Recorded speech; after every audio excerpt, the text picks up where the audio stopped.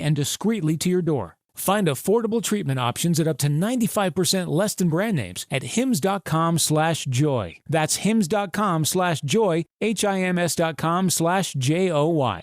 880 ESPN, WHSQ, and WCBS-FM HD2, New York. A Good Karma Brands radio station. Bart Scott. What the hell? Chris Carlin. Take a hike. We're good.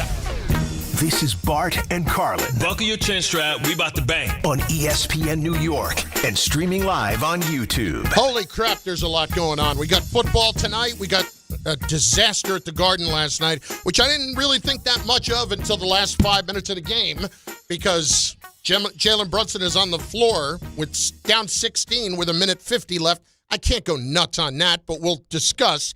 And then we are really not, and I spent an hour and a half thinking about this yesterday and today.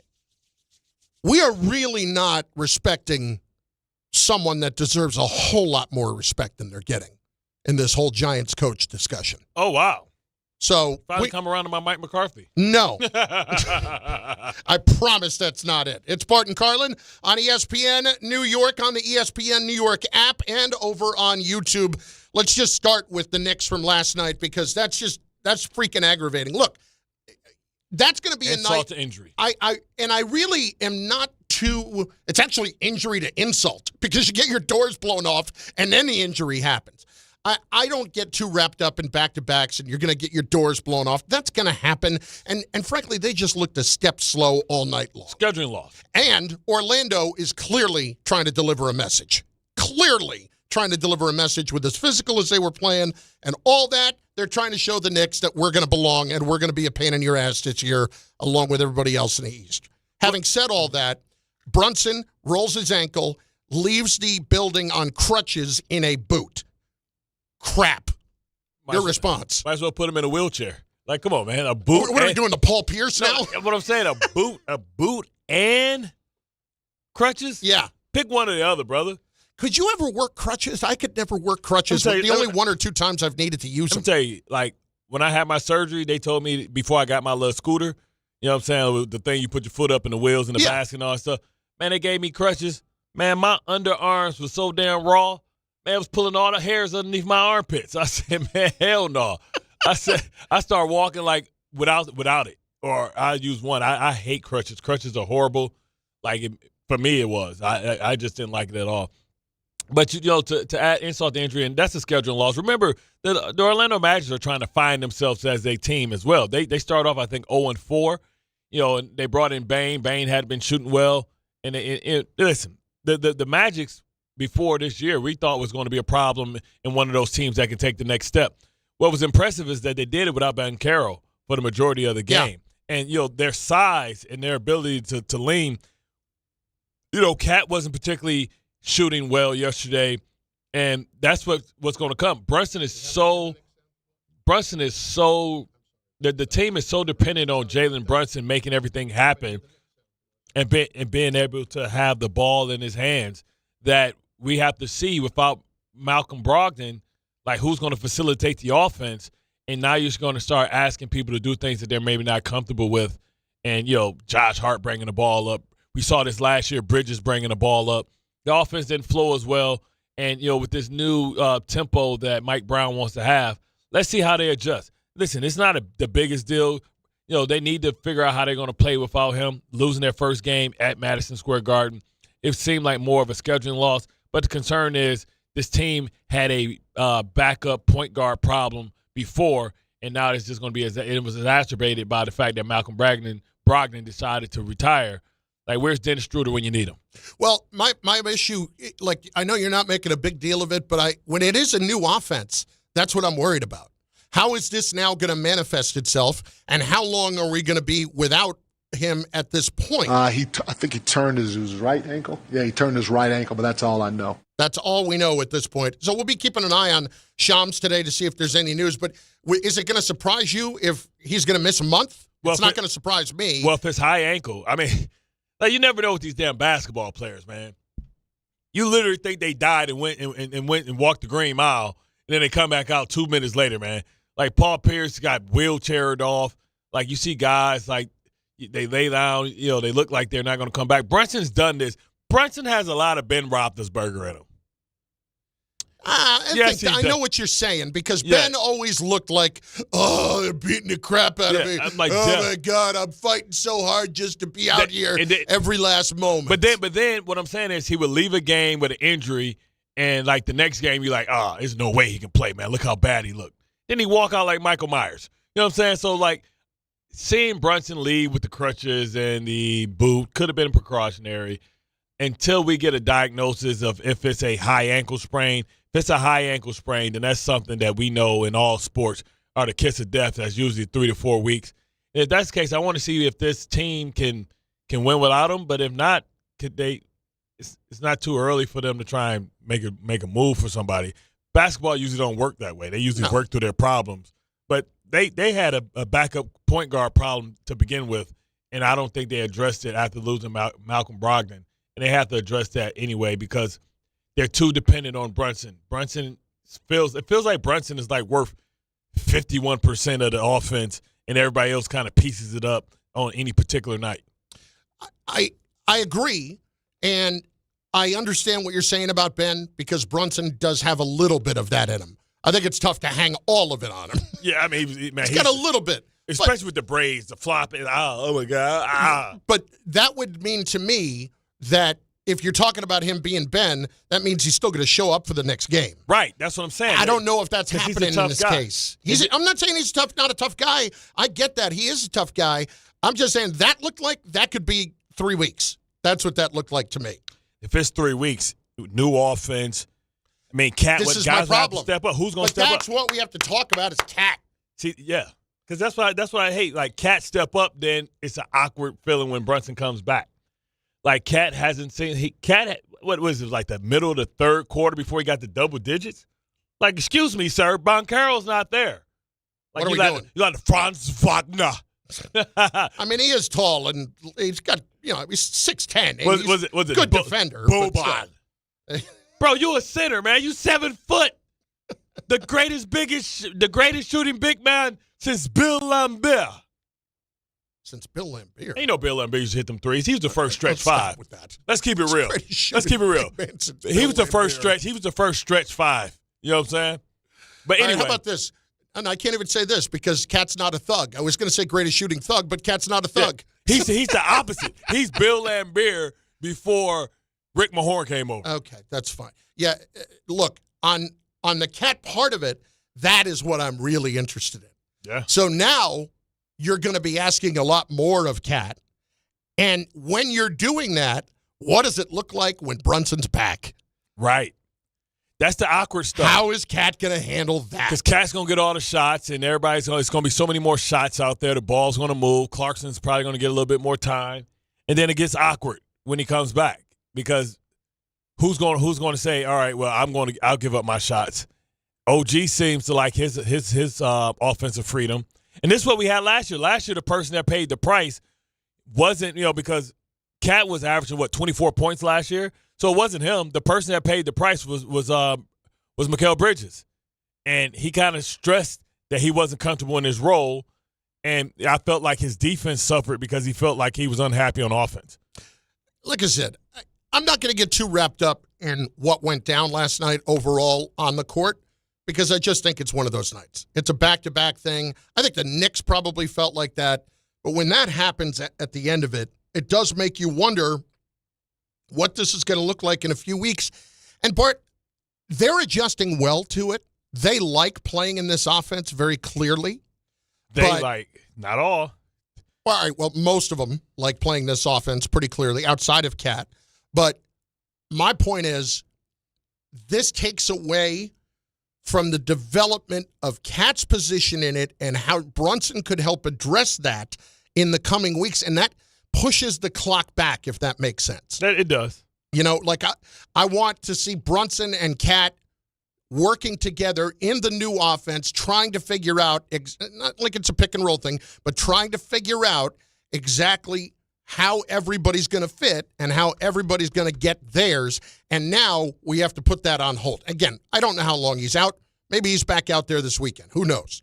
But I expect that this is not going to be a one-day thing.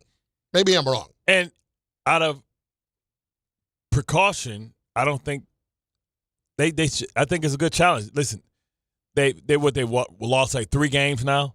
I think 4 games, right? Yep. They still have the lead in the conference, in the division. Like, this is a time to maybe find out about yourself and have a test. Let's see if Mike Brown can use those Jedi mind tricks to see how he can get this team to respond and say, hey, this is our first little bit of adversity, right? Because we know, like, what happens when OG goes down or what happens. Everybody's going to miss time this year. Very rarely does anybody play, like, the entire full schedule, especially in this load management era. Guys get dinged up and stuff like that. So this is our first test, guys. We lost, arguably our most important player, not our best player, but our most important player. Let's see how we can respond. And let's see how Mike Brown can adjust his offense to be able to feature somebody else.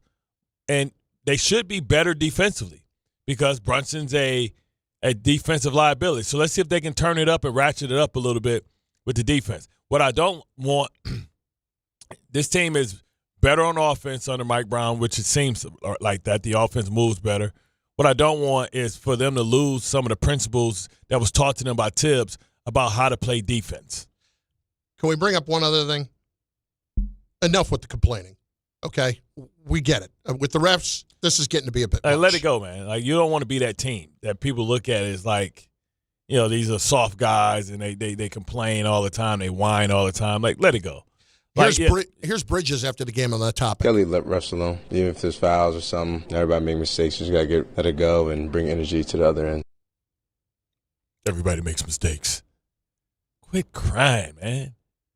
It's basketball. And I heard Doris Burke yesterday. She said, Cat, what about the first foul when he got smacked in the face, when he smacked the guy in the face? Forgot the guy that he was checking.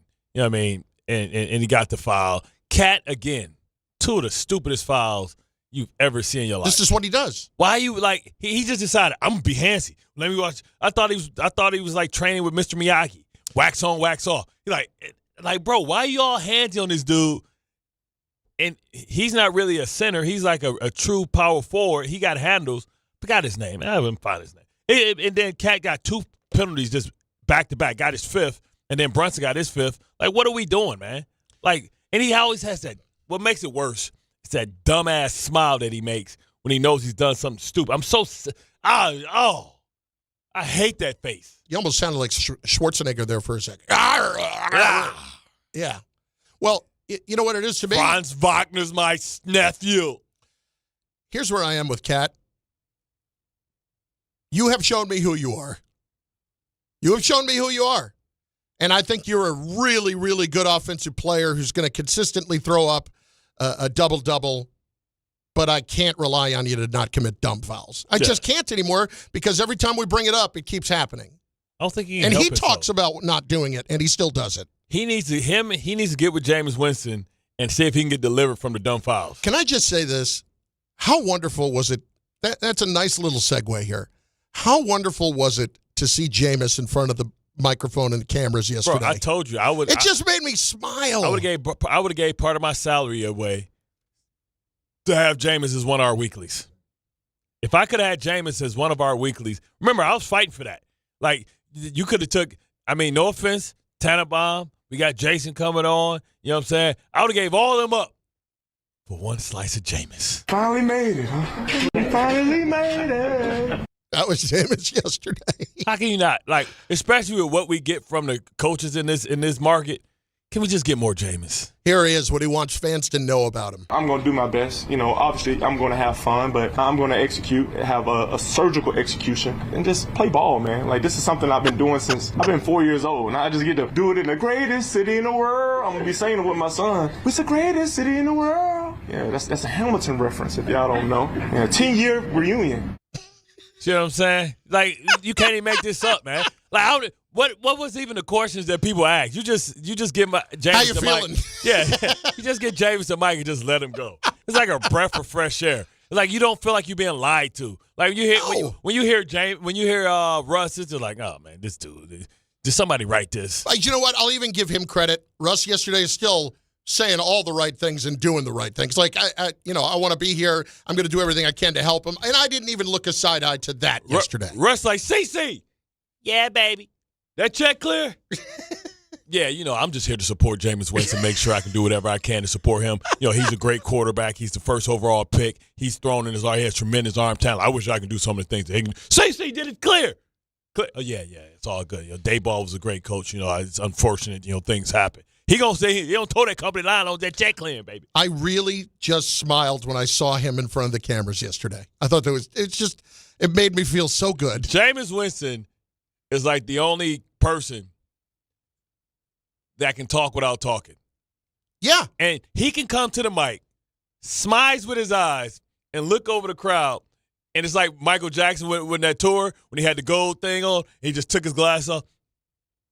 And everybody just entertained. Jameis Winston for president. Well, it's going to be good to see him this week because at the very least it's going to be an entertaining game. It looks like it's going to be bad weather too. I tell you, it don't matter with him. No, it doesn't. He'll throw through that. He doesn't care. That might affect Love more than him. No, I would agree. Jameis got a Gannon. Remember what he did last year at Cleveland and Pittsburgh in the snow? Yep. Making snow angels. Yep. Like this, you can't, man, I don't know what happened to him, because he wasn't like that. He had all the pressure. But, the Jameis Winston without the pressure, man, it's just one thing I tell Slayton, ice them hamstrings, baby. You can't outrun that arm. Ice that hamstring, baby. It brings me to the coaching thing. Listen, we've talked about it a little bit, but I think we're losing the forest for the trees here. And I think we have been influenced entirely too much by what has transpired over the last couple of years. Bart, we're not talking about Belichick seriously enough. And here's why.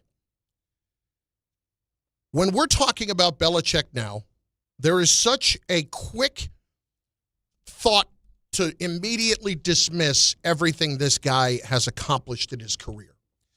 And the thought is simply, well, he didn't do it without Brady. If he had done it without Brady, and Brady did do it without him, well, that would have been something else.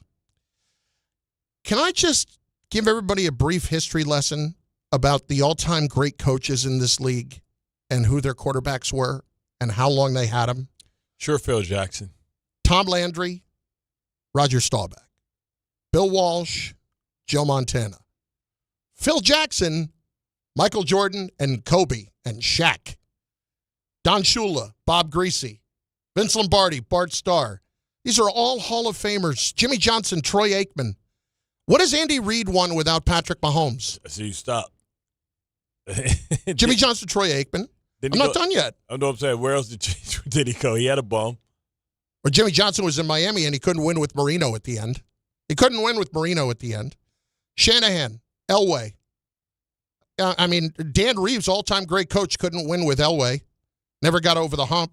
They got their doors blown off in Super Bowls. And I'm even going to throw the Giant fans a bone and say Tom Coughlin without Eli. And, Eli, there's a lot of debate there. So here's my point. Why are we all just tossing aside as if Belichick had no role in any of this success over a 20-plus year period? Well, all right, you want to turn and look at what's going on at North Carolina.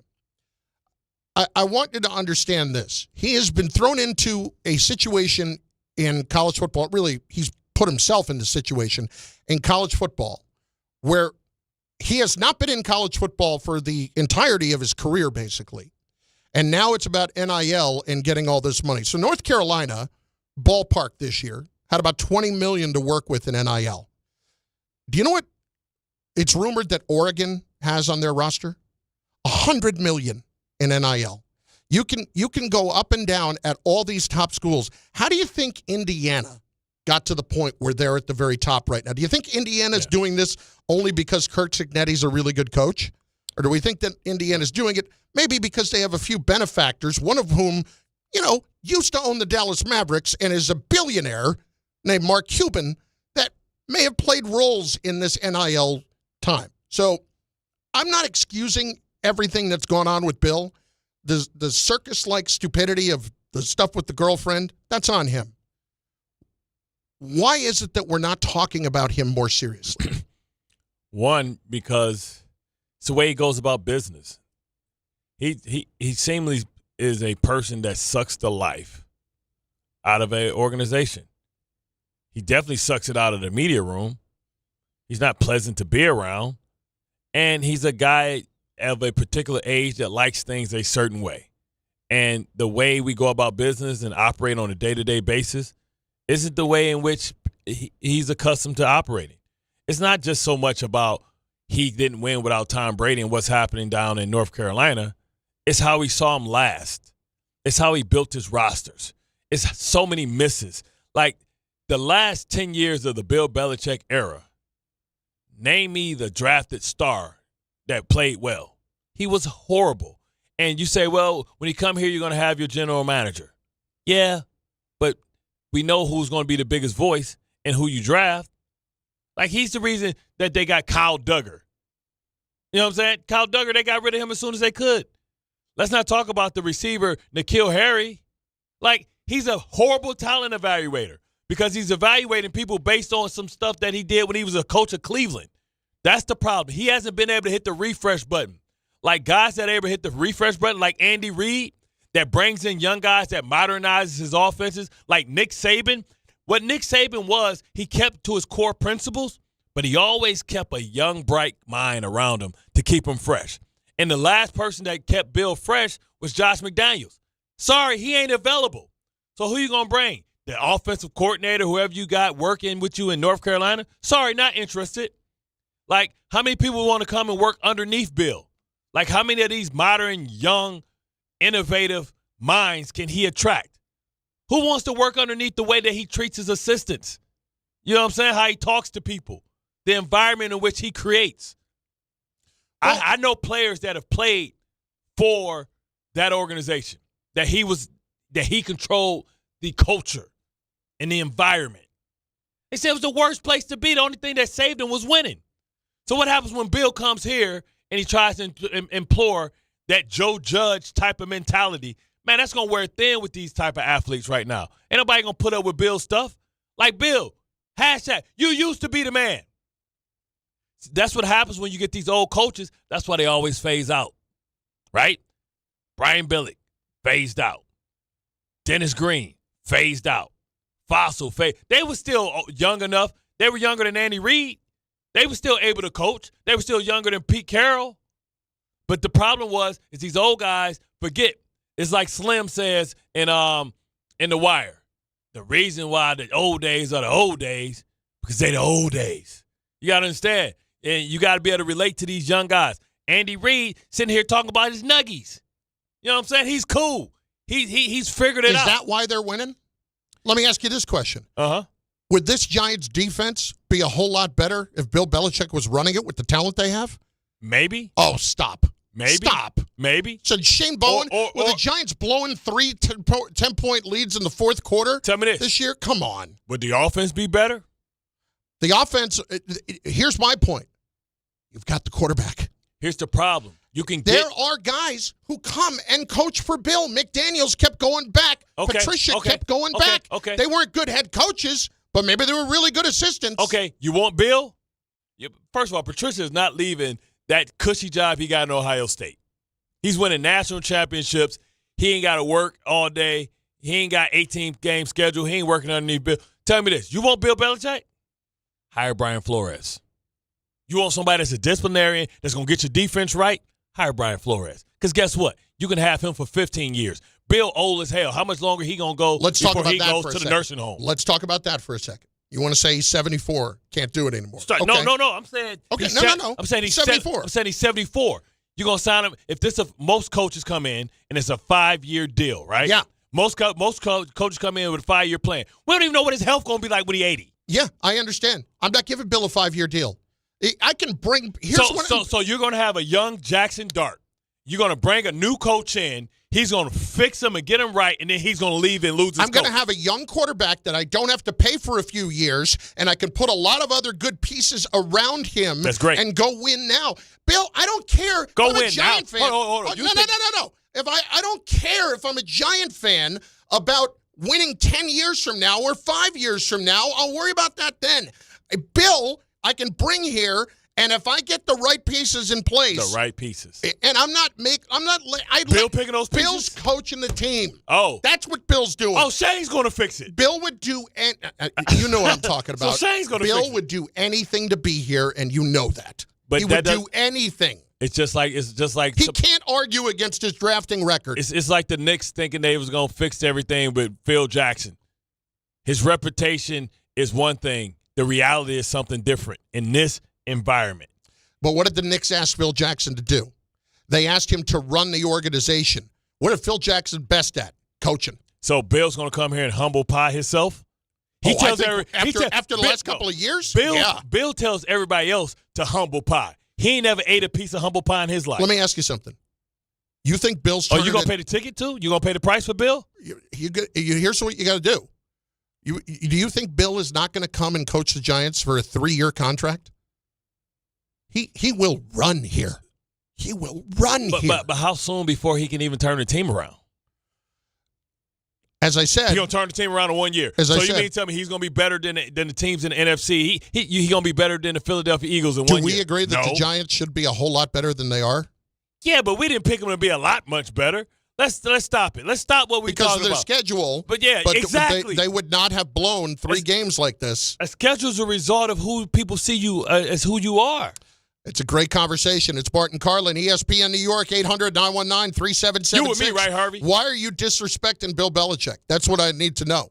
And why are you not doing it? You know what we'll do? First of all, Harvey got a turtleneck on, and he looked like roll-on deodorant. Harvey's I was told I looked like George Lopez earlier today. No, that too, but you like roll-on deodorant because the turtleneck is so high that it's covering your damn chin. You like it, though, no? It's a look. All right. But you like roll-on deodorant, though. I understand. Well, we'll ask somebody who played for Belichick next. Somebody who would know. Okay. Jason McCourty in moments on Bart Carlin, ESPN New York. The post-career day press conference brought to you by Progressive. Anthony, can you tell us what happened during career day? I'm a biomedical researcher. The kids just weren't impressed. How did you feel when your son called in the backup? Embarrassed, and I knew it would be a fireman. It's always a fireman. It's cliche, but a crowd favorite. He had an axe and everything. I can't compete with that. And will the fireman be helping your son with his science fair project? Hope not. I'm literally a scientist. Like it or not, sometimes you need a backup. That's why there's Progressive to protect your home and auto. Progressive Casualty Insurance Company affiliates and other insurers. Not available in all states or situations. On eBay, every find has a story. Like if you're looking for a vintage band tee, not just any tee, the band tee.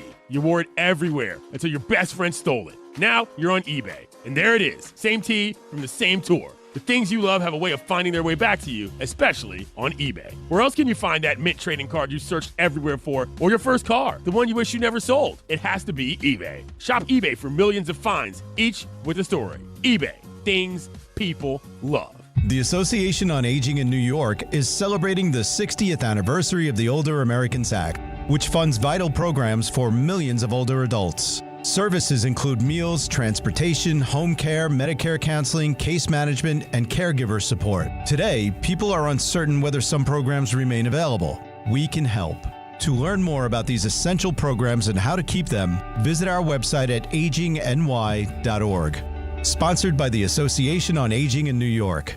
Heavy traffic now on the southbound BQE, westbound 278 by the Williamsburg Bridge. It's a broken down car in the right lane. Heavy traffic on the westbound Grand Central onto the RFK Bridge. It's a crash right by the Manhattan and Bronx toll legs. Meadowbrook Parkway northbound, very slow. Coming up to the Southern State with a crash in the right lane, and the Northern State Parkway out by New Hyde Park Road, a crash on the median. Southbound Taconic Parkway by Bryant's Pond Road, a crash with injuries. And in New Jersey, we have Route 28 closed at Cranford right by the Garden State Parkway. That's all because of a downed utility pole. I'm Bob Williams on 880 ESPN New York.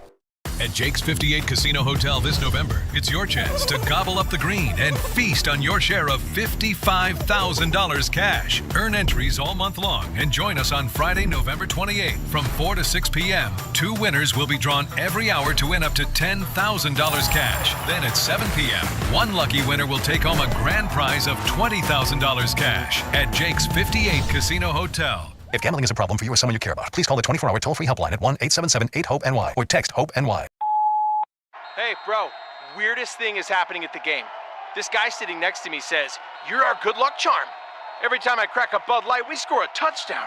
Now his entire family wants to buy me Bud Lights. I think I'm some kind of a football prophet. Talk soon. The team needs me. Anything for Bud Light, the official beer sponsor of the NFL. Stock up today. Enjoy responsibly. Copyright 2025 Anheuser-Busch Bud Light Beer, St. Louis, Missouri.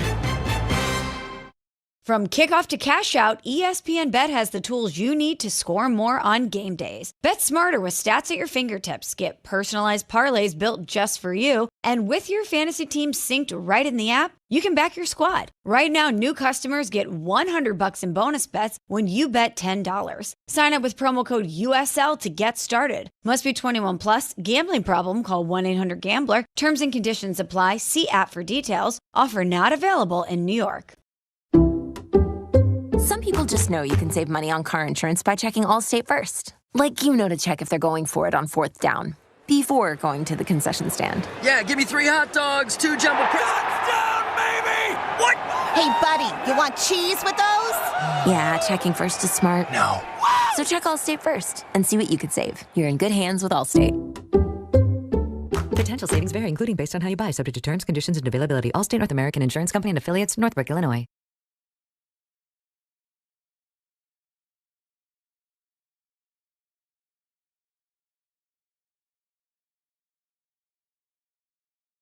I'm fascinated to talk about this with Jason McCourty. It's Bart Carlin on ESPN New York. Let's see if he keeps it 100% veal.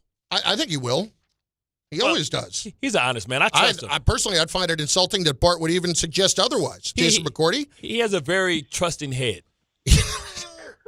I don't know what that means, and I started to ask, but I don't think I even want to know. I think I'm just going to roll with it. Well, I used to say I don't trust any black man over 40 with no mustache. No, with a mustache. Yeah, with a mustache. Only a mustache. Okay. Well, I have more than a mustache, so I guess. Yeah, I know, exactly. That's why we down like 4 flats. Steve Harvey, I do not trust Steve Harvey. A man with one mustache. Here was what was amazing about that for a second, Jason, is that you reacted the way I react when Bart says something that I clearly, from a cultural standpoint, cannot comment on whatsoever. You want to tell Jason what we talked about? He was talking about Leon Washington yesterday. And I was like, yeah, my nickname for him is Lil Smoke. He was like, yeah, he was fast. I said, no, he's black as hell. That's why I call him Smoke. And pause. And then, as a result, we end up saying this. Bart has just said something that Chris can't comment on. While humorous, Chris values his career too much.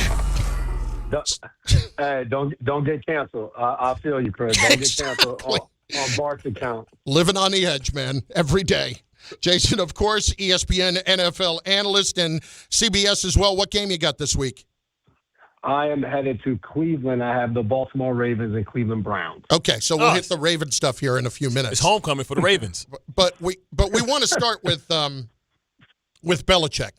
You know, Jason, I've been spending a good amount of time over the last day or so just looking at the big picture here when it comes to the Giants.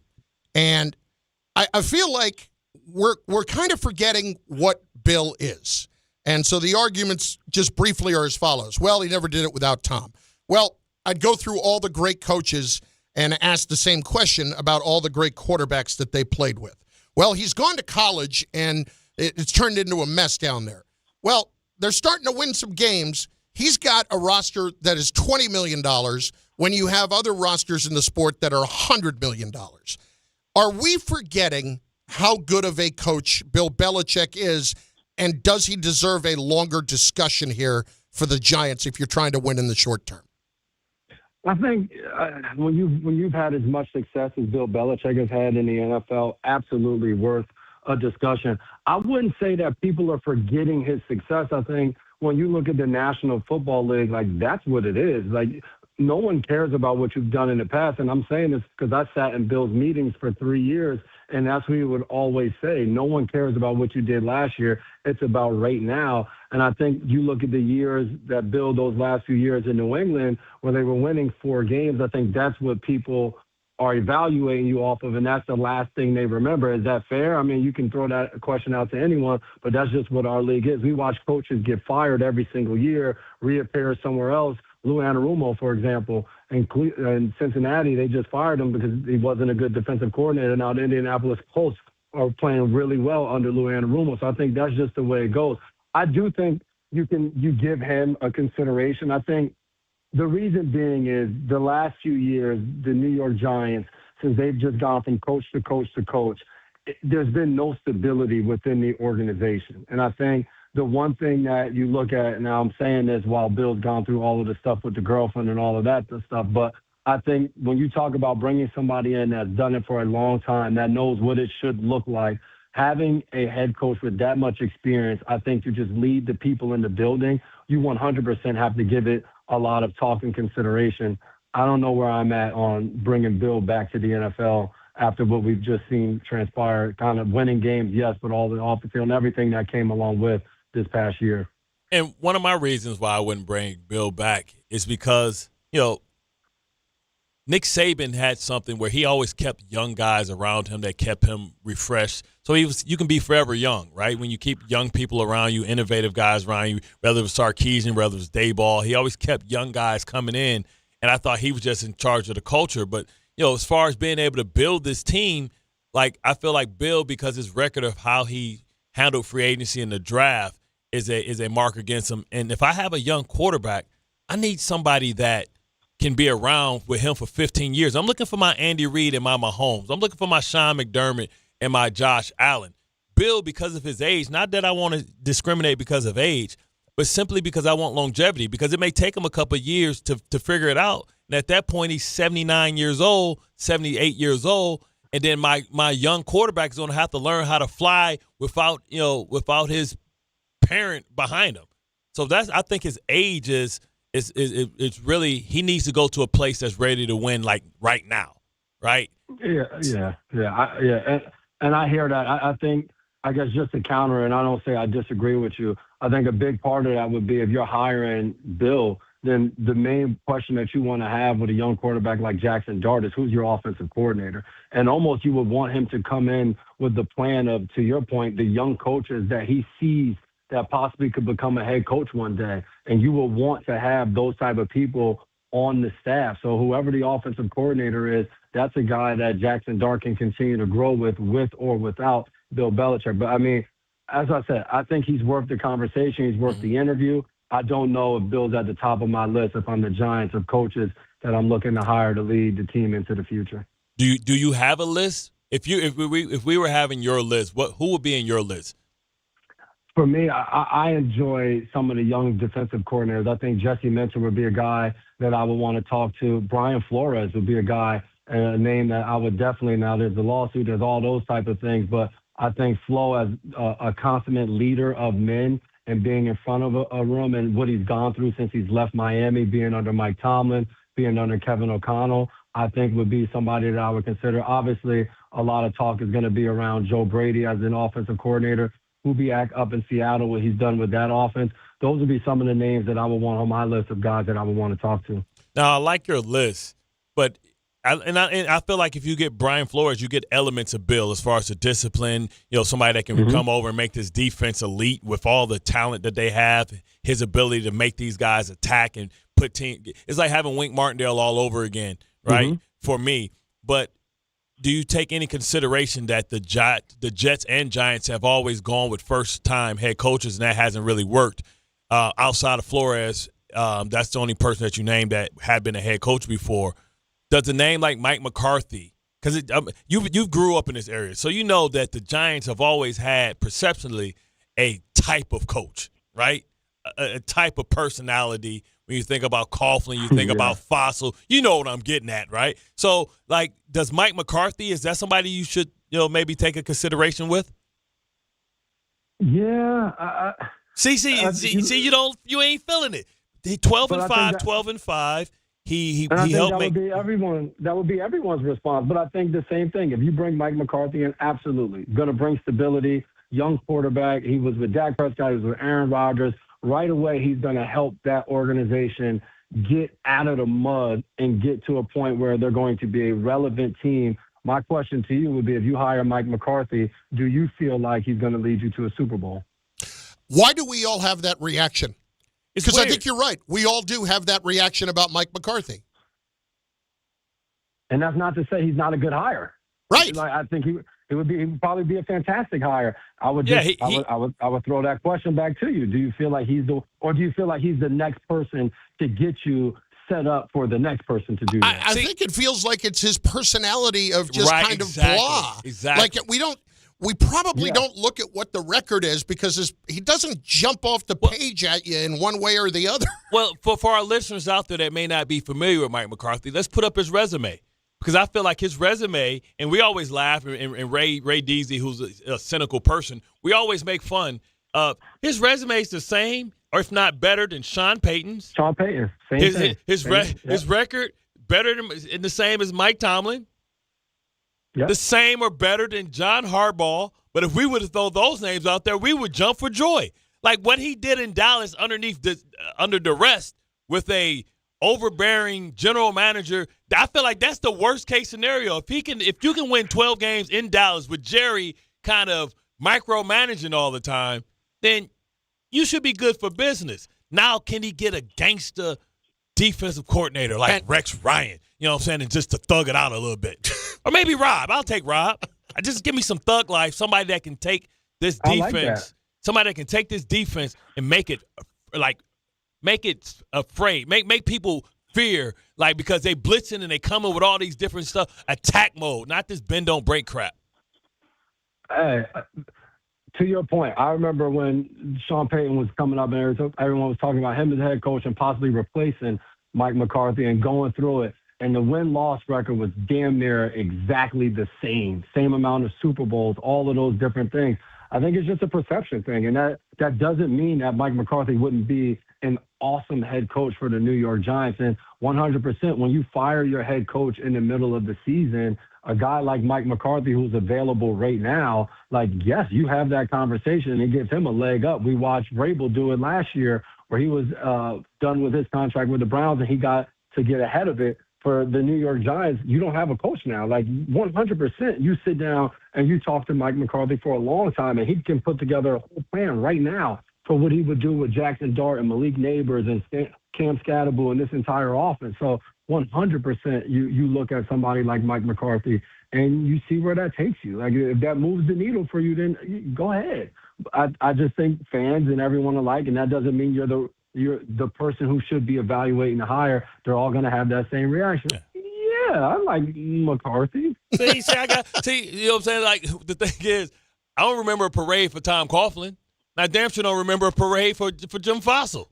They were great coaches for you, right? So, like, and we know that if you can handle the bright lights. Listen, Mike McCarthy's coached at two of the brand names in this league, and the Giants would be right there. So that he's not going to flinch. He handled the pressure underneath Dallas, and he handled it underneath basically the trophies named after the head coach. Yeah. All right, last one. I don't want real quick, and I don't want to sound like I'm arguing against Mike McCarthy. Yeah. I think it would be a good hire. No, it's like we all have to talk ourselves into him a little bit. Like, oh yeah, he is good, but he kind of just feels a little blah when you think of his name for whatever reason. You hired Joe Judge, Dayball, Pat Shurmur, and there have been some bad hires. And McAdoo. And McAdoo. Like, bro, only coach that ever had debut with an oversized suit. Even I would have shown up with a tailored suit. You see, he looked like Charles Barkley, man. My boy Charles lost that weight. He said, man, I ain't buying no new suits. Jay, last thing for tonight with the Jets and the Patriots. First of all, do you believe in the Patriots already? And I'm going to throw the number at you. The winning percentage, the strength of schedule that they have, 361, what they're facing right now. So is there reason to believe in them in the big picture this year yet? And have we seen enough of Justin Fields at this point?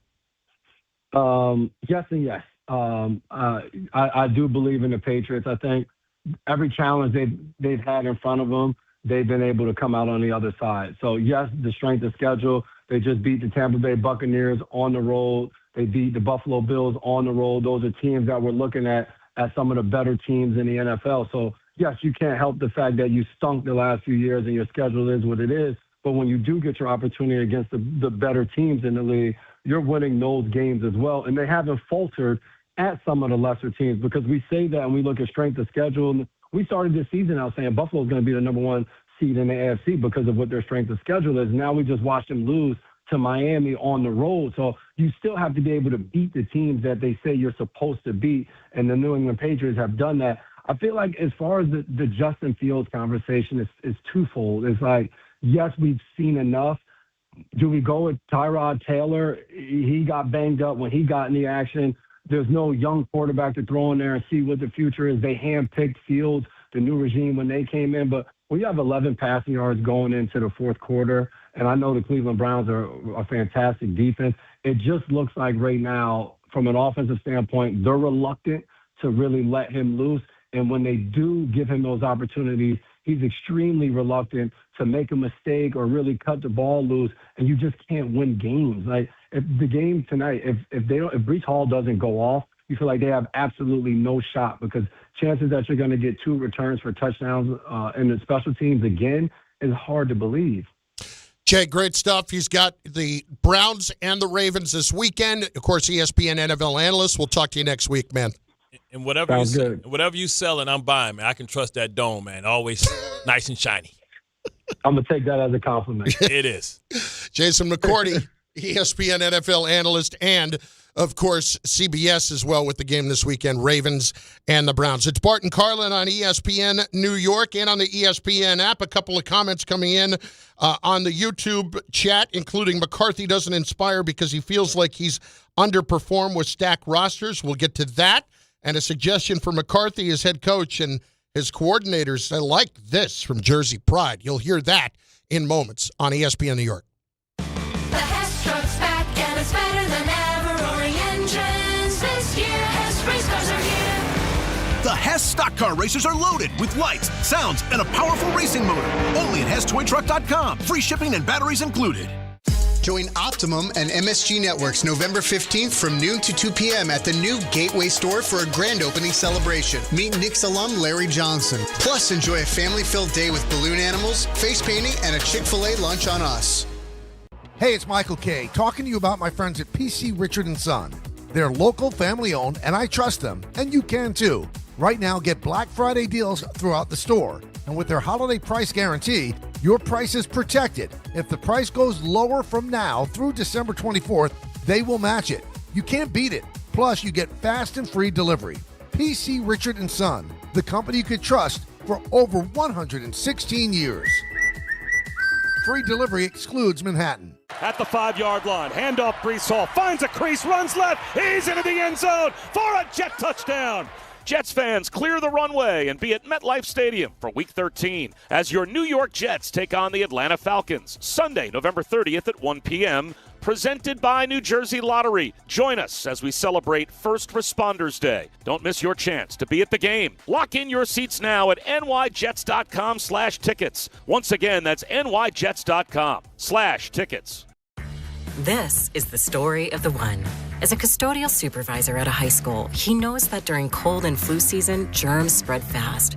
It's why he partners with Grainger to stay fully stocked on the products and supplies he needs, from tissues to disinfectants to floor scrubbers. All so that he can help students, staff, and teachers stay healthy and focused. Call 1-800-GRAINGER, click Grainger.com, or just stop by. Grainger, for the ones who get it done. Whoa, it's you, the Capital One Bank guy. That's what they call me. Mind if I get a selfie? Yeah, sure thing. Say no fees or minimums on your Capital One checking account. Wow, that's a keeper.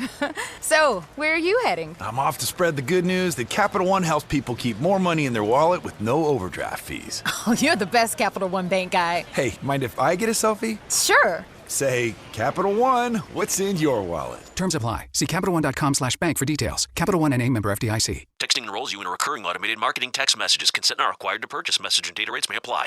The team's looking good this season. I think so.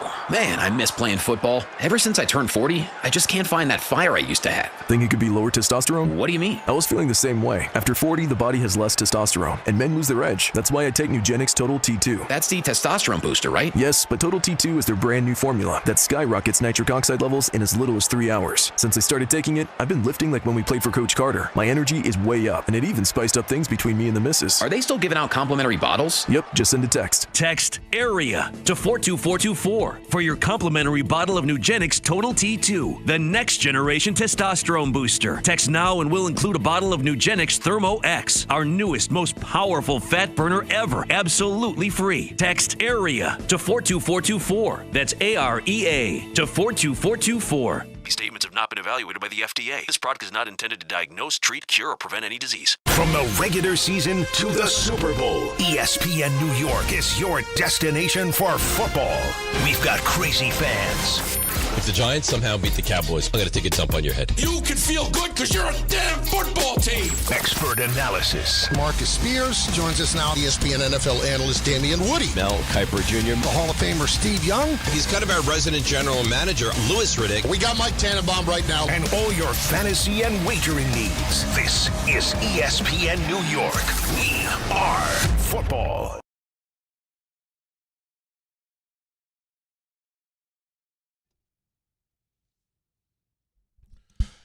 In the chat,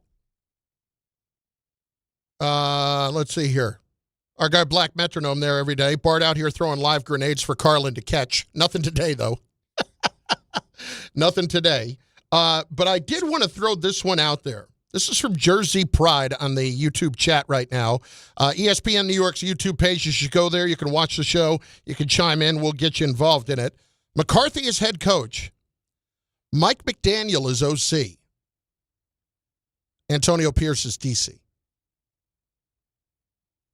Yeah.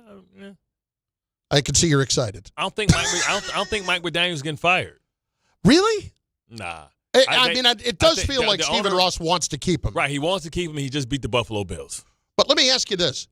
How do you justify keeping that guy in the locker room if the team clearly fell apart after that? Well, you have one or two things that you can do. It's not my fault that the Bills went out the night before. Either you get rid of the players or you get rid of the coach. And it seems like they're getting rid of the players. Phillips, gone. Mika probably gets traded next year. Tyreek Hill's going to be gone. Tyreek Hill, gone. Maybe even Tua Tagovailoa, gone. Mm-hmm. Right? So, Armstead, gone.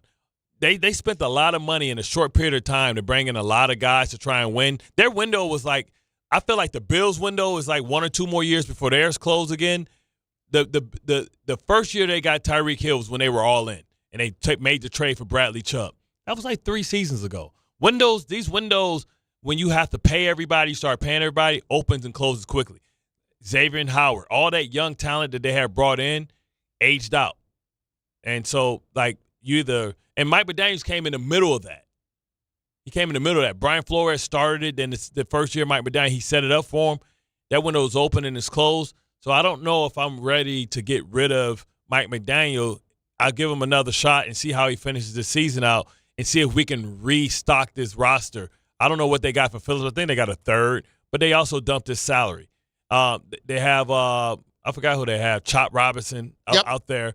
So maybe they feel like they could put Chop in. And who knows, Bradley Chubb, they spent a boatload from Denver to trade for him. They paid him his money. It's been limited results.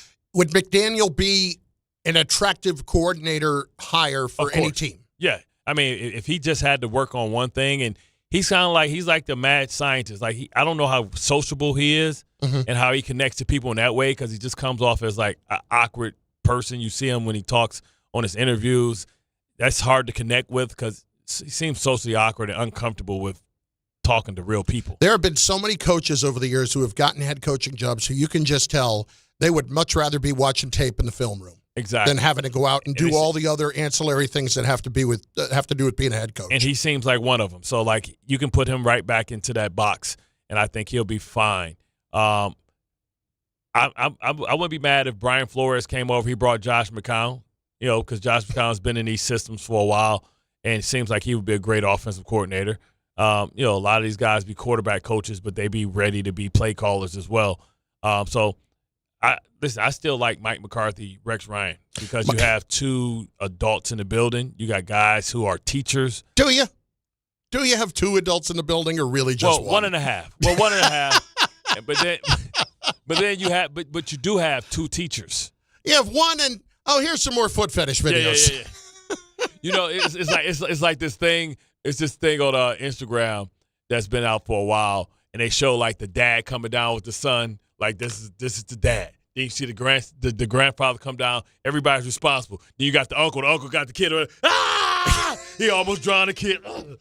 Success. He didn't die. You know what I'm saying? That's the Rex Ryan experience. And then I'll just give credit for this real quick. Michael on the chat calls McDaniel McVape and McNerd. That's solid. That's solid. Tommy in Jersey has another idea for a defensive coordinator. Tommy, what's up, dude? Tommy. What's up, gentlemen? How we doing? What up? What up? What up?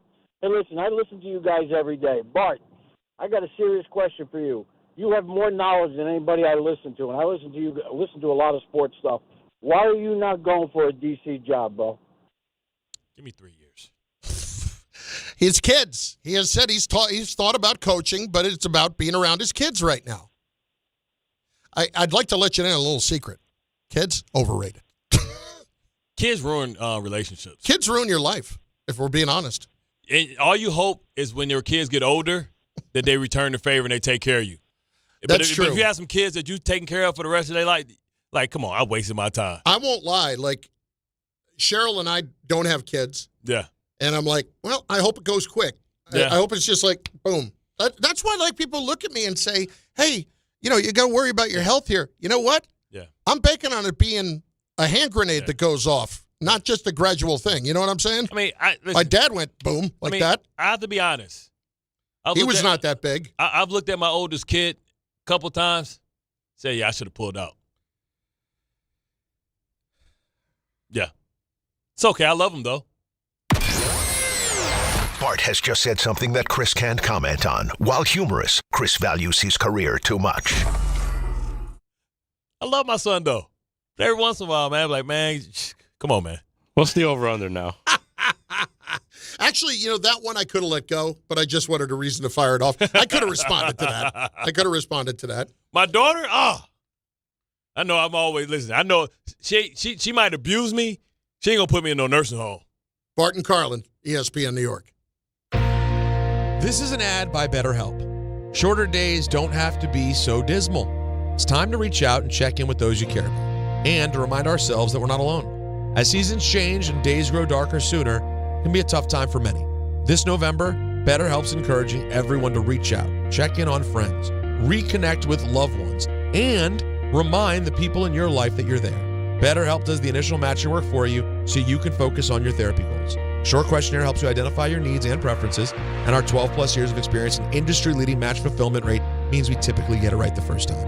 If you aren't happy with your match, switch to a different therapist at any time from our tailored recommendations. This month, don't wait to reach out. Whether you're checking in on a friend or reaching out to a therapist yourself, BetterHelp makes it easier to take that first step. Our listeners get 10% off their first month. Just call pound 250 and say the keyword timeout. That's keyword timeout after calling pound 250.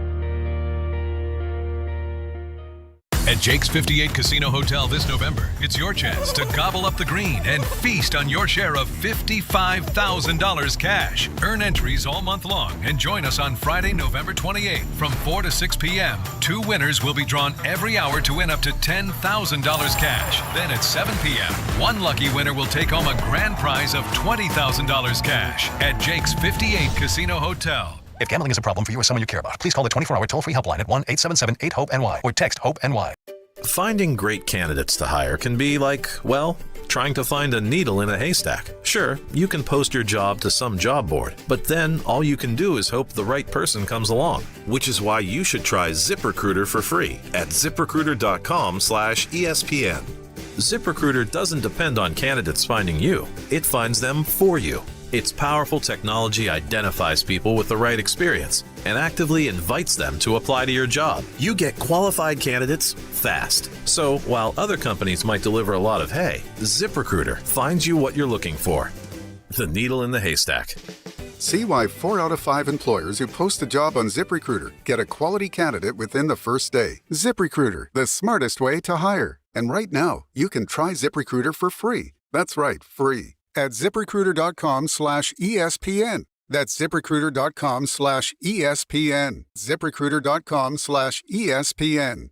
We all hear the radio ads about the IRS. They tell you to be afraid, to be scared, and they try to frighten you into calling. I'm not here to do that. Tax Relief Advocates is different. TRA is here to tell you that if you owe money to the IRS, whether it's $5,000, $50,000, or $500,000, we have a solution. It doesn't matter if you're sitting in your car, at work, or with your kids. No matter where you are, call now. 800-575-6759. Don't lose hope. TRA can eliminate or reduce what you owe to the IRS. Generous programs are now available that can give you a fresh start. Our passion is taxes and helping individuals fix their IRS problems. We have over 1,000 five-star reviews on Google and an A+ with the Better Business Bureau. You don't need to be afraid of the IRS any longer. End your tax nightmare today by visiting us online at TRA.com or call 800-575-6759. That's 800-575-6759. Tax Relief Advocates. Real solutions for real people.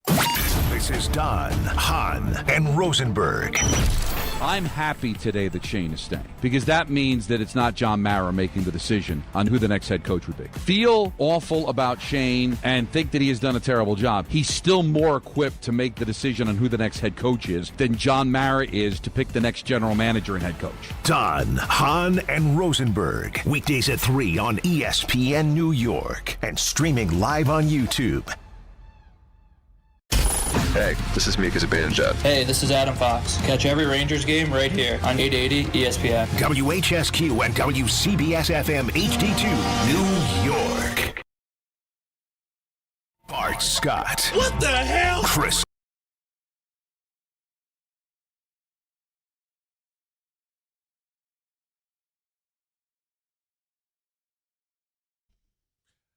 It's a tough one last night, not just because they got beat up pretty good. And listen, that's going to happen on the back end of a back-to-back, but they physically got beat up. And Jalen Brunson left the building in a boot and on crutches. So the Knicks now kind of wondering where we stand with him.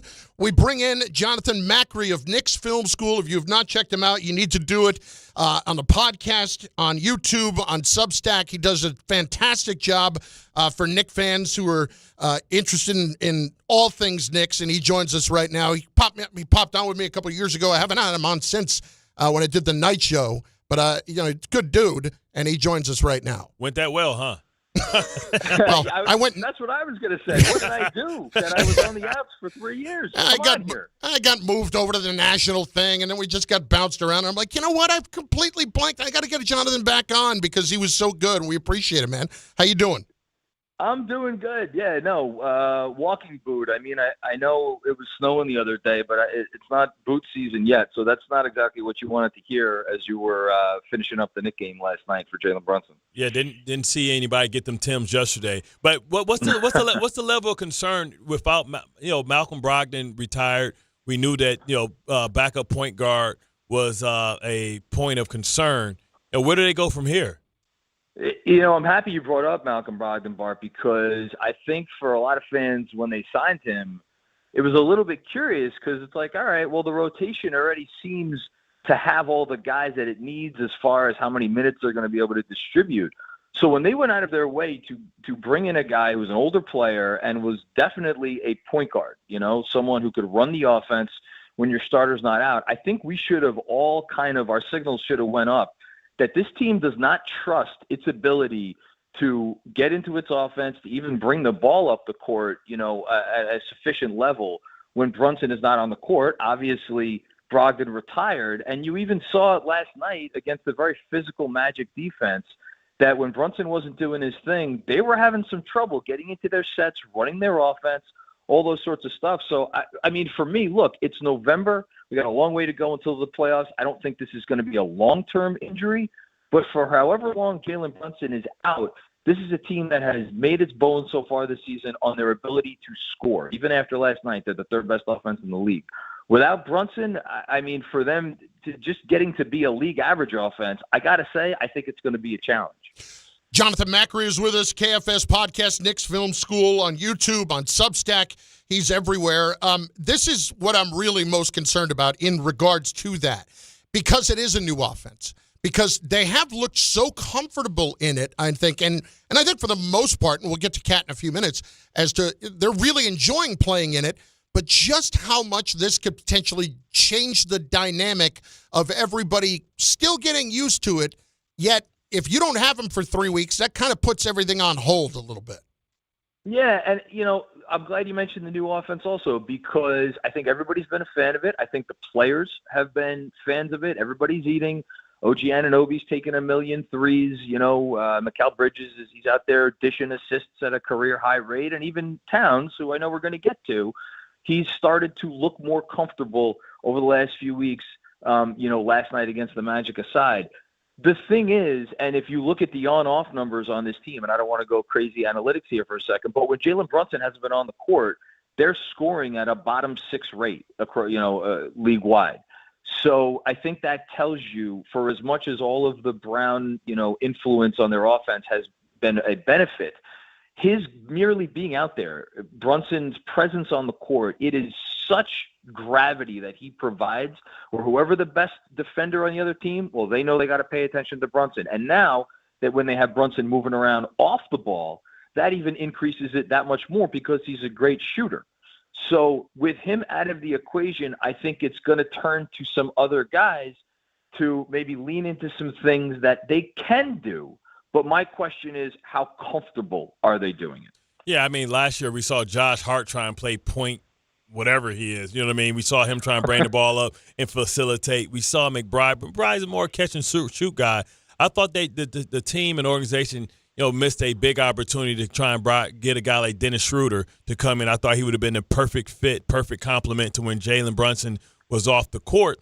Now, with that being said, this is going to be a huge test for them to see how the offensive flows. But also, if that's the case, if this team struggles, they really have to think about what moves they can make when the trade deadline comes, because if they can't, they can't be so dependent on Brunson. If he gets hurt, then the season's over. I mean, I think you just said it, because ultimately this team is only going to go as far as Jalen Brunson takes them. And if he's not healthy when the games start to matter come springtime, I mean, we could sit here and talk circles. It's not going to matter. They're not going to go anywhere. So, but that said, I appreciate and understand your point about, hey, was there another ball handler to go out and get? I think what they are banking on, or what they did bank on, given their limitations this offseason with second apron stuff and all the stuff that's going to bore your listeners that I won't get into, is that the combination of players that they have on the roster, well, they don't have a true backup point guard. Again, now that Brogdon retired, they have enough guys with secondary ball handling skill that they could make it work between, as you mentioned, Josh Hart, Deuce McBride, Mikal Bridges, who's been bringing the ball up a ton this year. Even guys who you don't think of. OG Anunoby has at least tried here and there, bring the ball up, initiate actions. And then, of course, you have the big guy, Karl-Anthony Towns, who I think we forget sometimes, he is one of the 10 or 15 most talented offensive players in the league. And at the same time, he is a tricky fit, because maybe not fit, but other than, some of your more traditional all-NBA level players, Cat's not a guy you're just going to dump the ball into and say, here, go score 25, run our offense. He's a different sort of fit. So my biggest question for however long Jalen Brunson is out is, how do they use Karl-Anthony Towns, and is it different from how we've seen Karl-Anthony Towns be used over the first 3 weeks of the season? Jonathan Macri is with us, Knicks Film School. There's so much great stuff on his YouTube page, and on you can get his podcast wherever your podcasts, and on Substack. He's got a good Substack as well. And that's kind of, Bart brought this up this morning. It's going to be interesting to me. It's not just how they use Cat while Brunson's out, but if that's an extended period, what does it look like when Brunson comes back if the dependence on Cat kind of changes a bit? Well, you could file that under good problems to have, for me. Yeah. I understand. I'm not dismissing it. I think it's a very valid concern. But, think back to last season when Brunson missed the entire month of March, essentially with a similar ankle injury to what it looks like he just sustained. The offense, and that was a kind of a cupcake schedule, so I don't want to go too far with it. But the offense looked okay, with Bridges doing more and Towns doing more. Now, when Brunson came back, they kind of found an interesting blend. I don't know that they ever really got going in the way that you would have wanted them to, even in the playoffs, making it to the conference finals. I don't know that we ever got that level of offensive consistency. The thing for me with Karl Anthony Towns has always been, can he play both with pace, which obviously Brown wants all of his guys to do, but also with patience and poise. And if the opportunity is there for him to take an extra beat and see how a play develops, can he do that as opposed to just barreling into someone with a crazy drive or get an offensive foul, all the things that Karl Anthony Towns has unfortunately been doing for the last decade. I think if he can use this as an opportunity to get more used to the offense in that sense, when Brunson comes back, if they keep playing it the way Mike Brown wants them to play, it can only be a positive. But again, I got to see it. I got to, actually trust that Towns can do it as what is essentially going to be the number one option on this offense. Way too early takes, right? It's early in the season. We haven't even got to Christmas when people believe that the NBA season truly starts. But it's no excuses for the Knicks, and I don't think it'd be anybody feeling sorry for them. I don't think anybody give them a pass in this area because they look like they should be the clear, faraway favorites to represent the Eastern Conference in the championship. So when you look at the landscape, way too early takes to make. What's some of the teams that you think have shown that they can be a formidable challenge to the Knicks going forward? It looked like yesterday, just Orlando with their size and their length without Carroll can present different challenges for them as one team.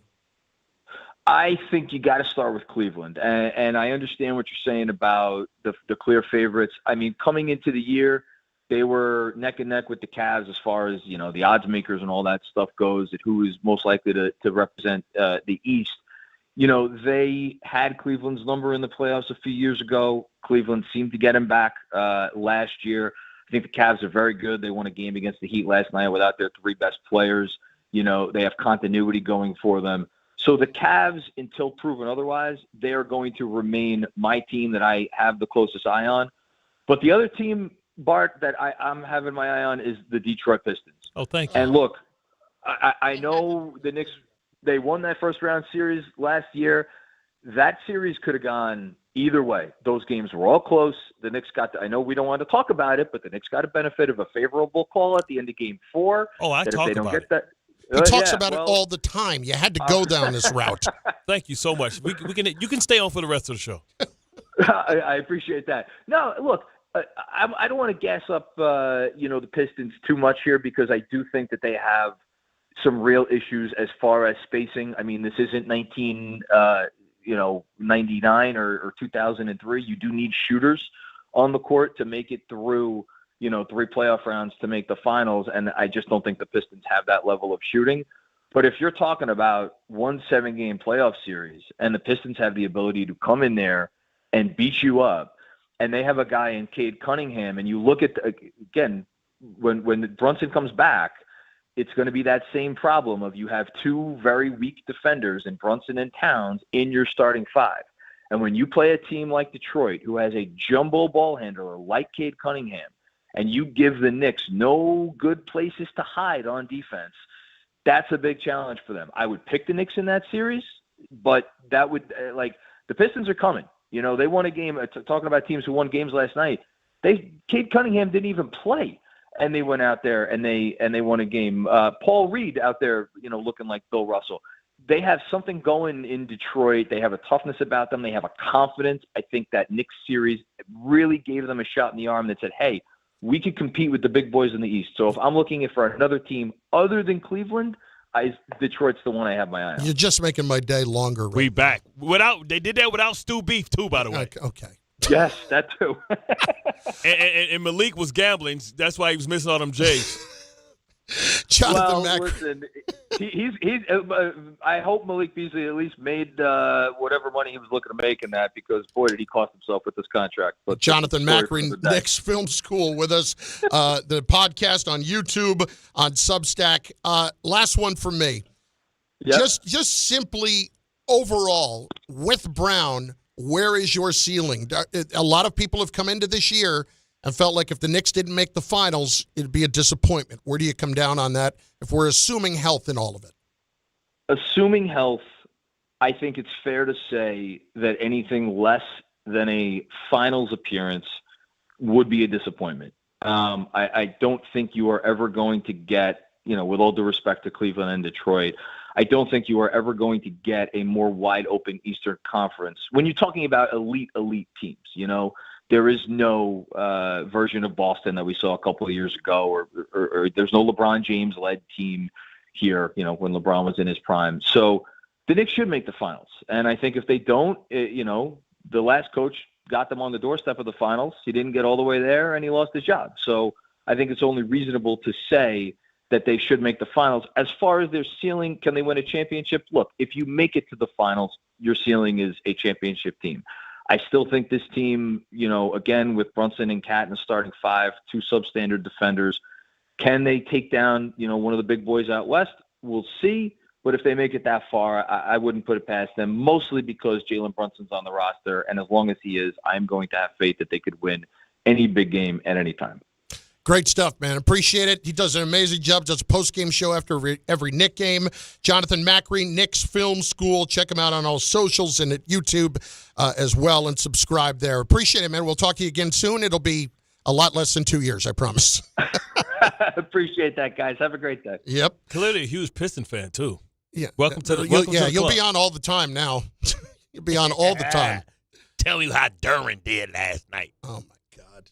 But honestly, he does a great job. And I watch his stuff post-game sometimes. And like I said, on YouTube, you get a lot out of it. You can tell how locked in he is on everything going on. I'm a big Jonathan Macri fan. So by all means, check out his stuff. Bart? You know where Brunson should be go?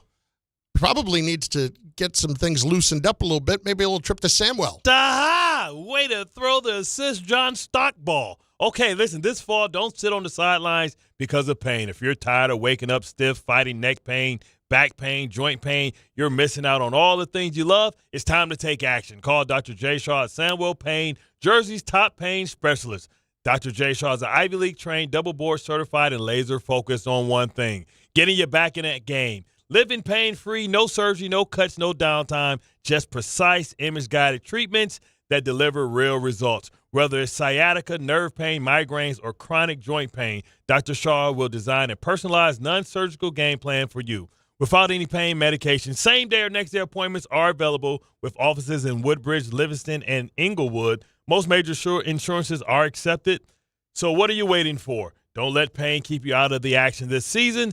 Visit SamwellPain.com. Text, call, or book online. You'll wish you met Dr. J. Shaw a lot sooner. Relief starts today, and victory over pain is closer than you think. Englewood. Always up to no good. Oh, bars. Bart Carlin, ESPN New York, and on the ESPN New York app. Also over on the ESPN YouTube page where the show is. You can watch right there, and why wouldn't you be? We've got a couple of calls up. Let's get them going. David and Elizabeth is up on ESPN New York. What's up, Dave? Yo. What's up, fellas? How you guys doing? Good. Where you watching the game at tonight, son? I'm going to watch it at my second job on my phone while I'm listening to it. Damn, you a Haymon too? Yeah, man, I'm just like you, Bart. We got to have multiple jobs if we want nice things in life. So, yeah, I'll be working on my second job while watching the game. Yeah, so, we're all just like Bart, where our second job is show up to get paid $10,000 for 20 minutes. Hey, somebody gotta do it. By the way, if I gotta see one more video of you in the parking lot with Pepsi and hanging around people's tailgates, oh my God. Yo, hey, that's zero sugar. Crazy. That's zero sugar now. Hold up now. We can get them as a sponsor here too. Zero sugar. That's crazy.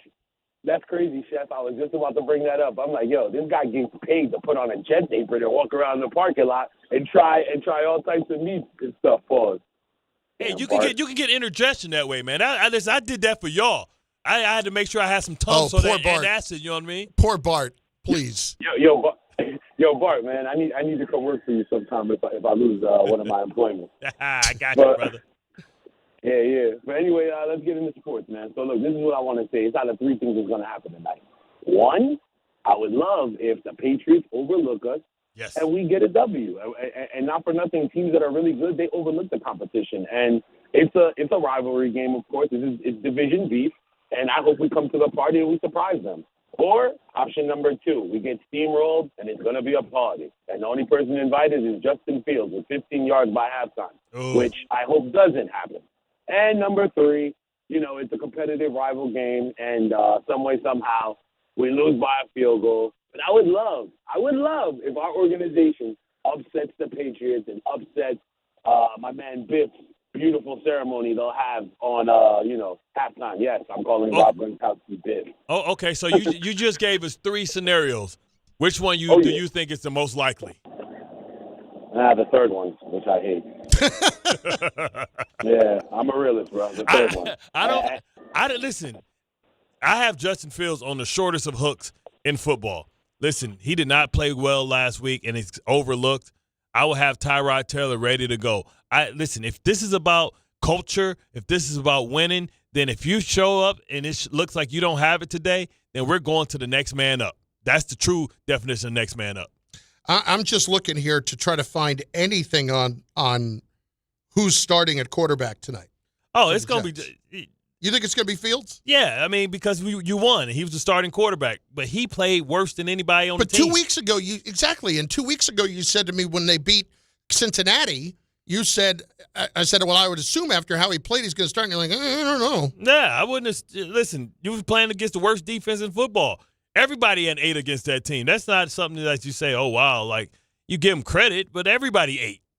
I'm just looking to see what the, on some of ESPN Bet and FanDuel, like what the props are. Brees, I don't know if they're putting it all up there like it's going to be Fields. Yeah, they got the number one defense, run defense in the league. So they're going to put it in the hands of Brees Hall. I mean, the hands of whoever the quarterback is.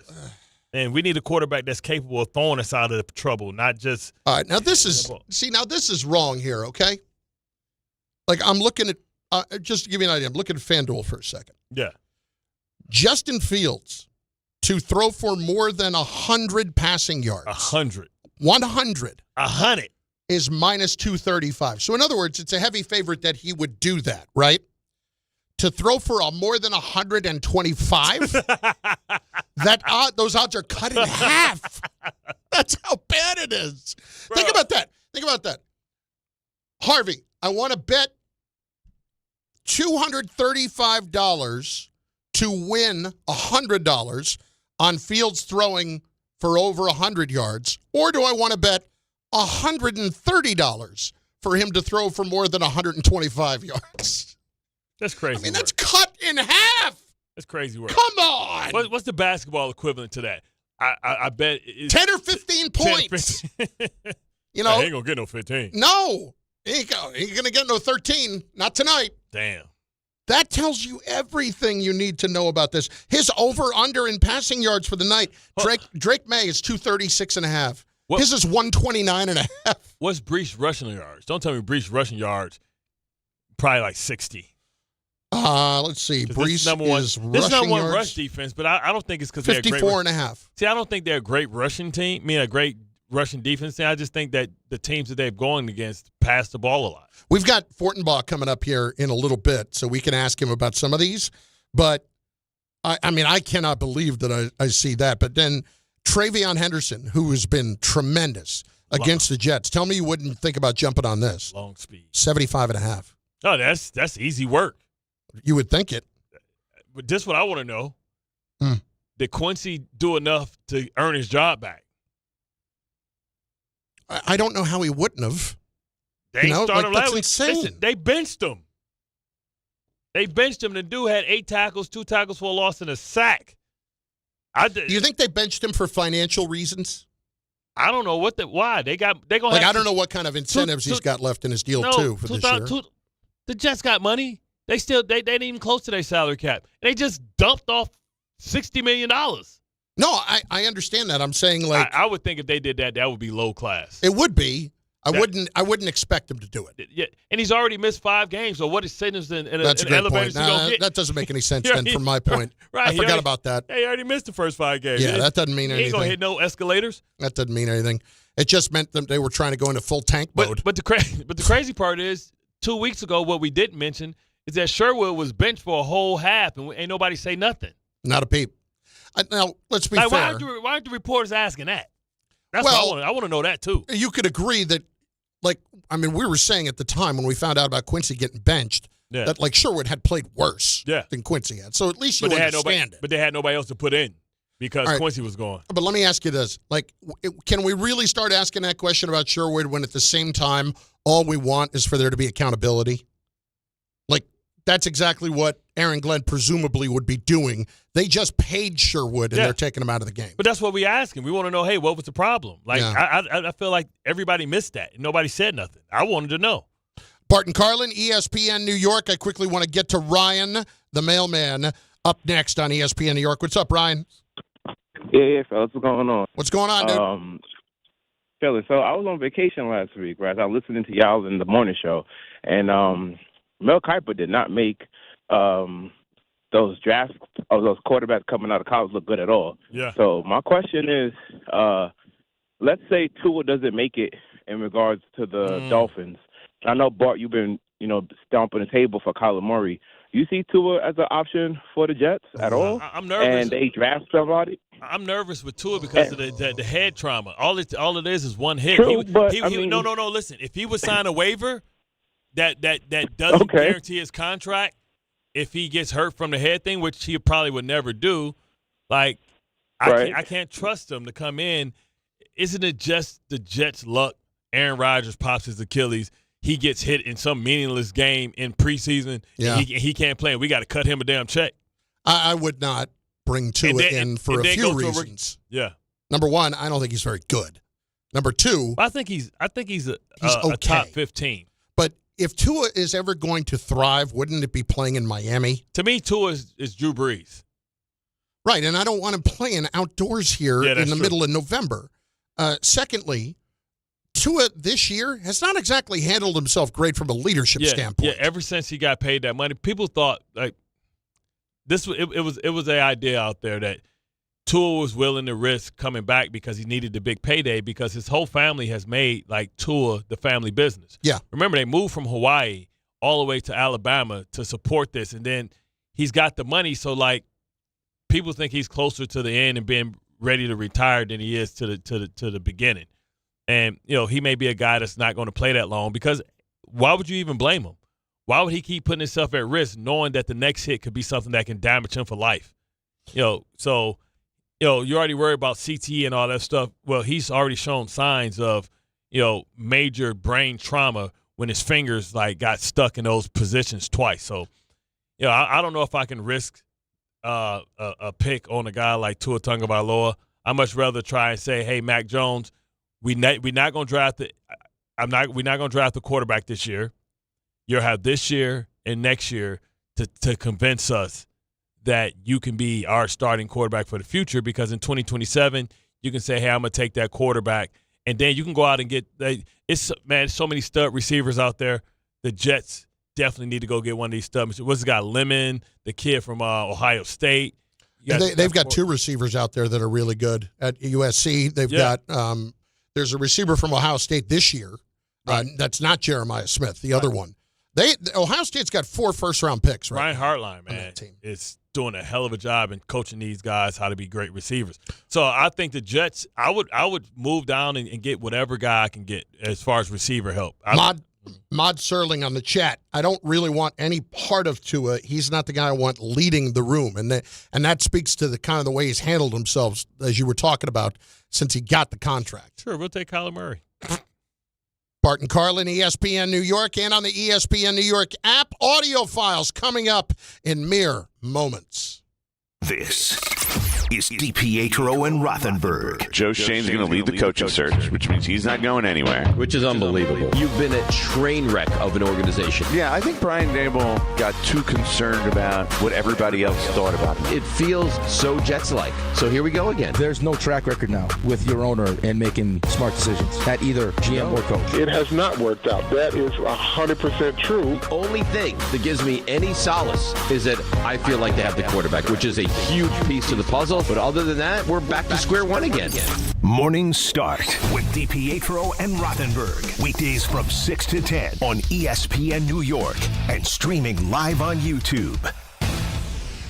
This fall, don't sit on the sideline because of pain. If you're tired of waking up stiff, fighting neck, back, or joint pain, and missing out on the things you love, it's time to take action. Call Dr. Jay Shaw at Sandwell Pain, New Jersey's top pain specialist. Dr. Shaw is an Ivy League trained, double board certified, and laser focused on one thing: getting you back in the game. Living pain-free, no surgery, no cuts, no downtime. Just precise image-guided treatments that deliver real results. Whether it's sciatica, nerve pain, migraine, or chronic joint pain, Dr. Shaw will personalize a non-surgical game plan just for you without pain medication. Same day and next day appointments are available with offices in Woodbridge, Livingston, and Inglewood. Most major insurances are accepted, so what are you waiting for? Don't let pain keep you out of the action this season. Visit Sandwell Pain to text, call, or book online. You'll wish you met Dr. Jay Shaw a lot sooner. Relief starts today, and victory over pain is closer than you think.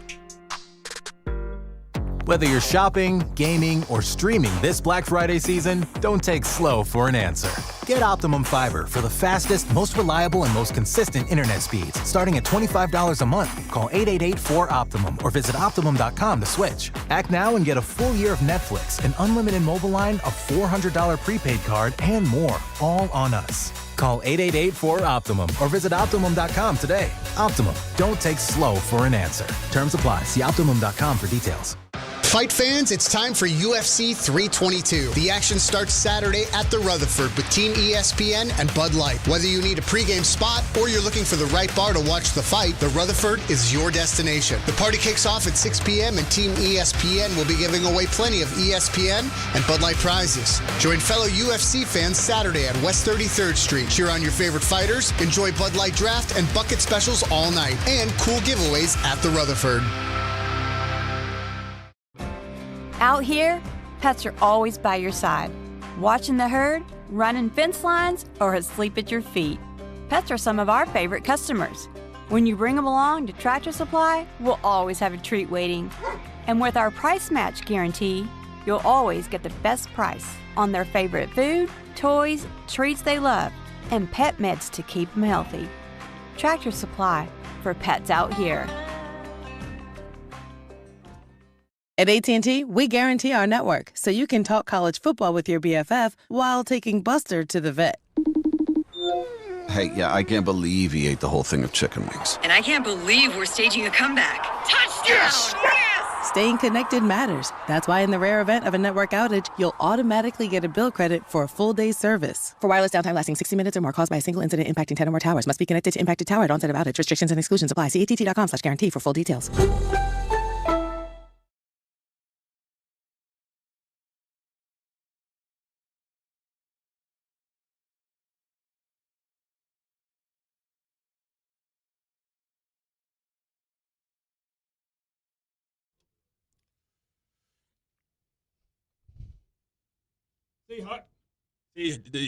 What Harvey looks like a DJ today, baby. Like Harvey killed Boombaka yesterday. Like, you know what I'm saying? Harvey, this 2 days in a row, he's setting the bar high for this music he's putting on. I don't know if Harvey in love or something like that or what's going on. He in the holiday spirit or something, but Harvey been killing these DJ tracks, man. It's like he almost went home, and before the show, he has a game plan about what type of vibe he want to be in today.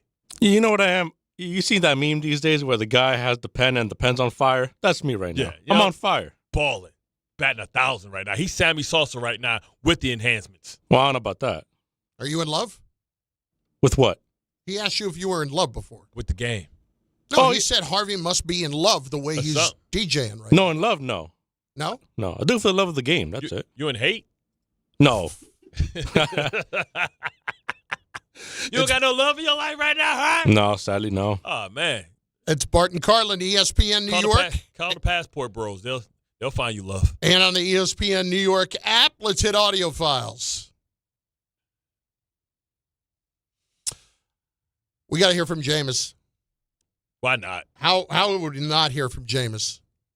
Give me all the Jameis you got. Jameis Winston, first of all, just letting it loose, singing. Finally made it, huh? Finally made it. That's Jameis yesterday.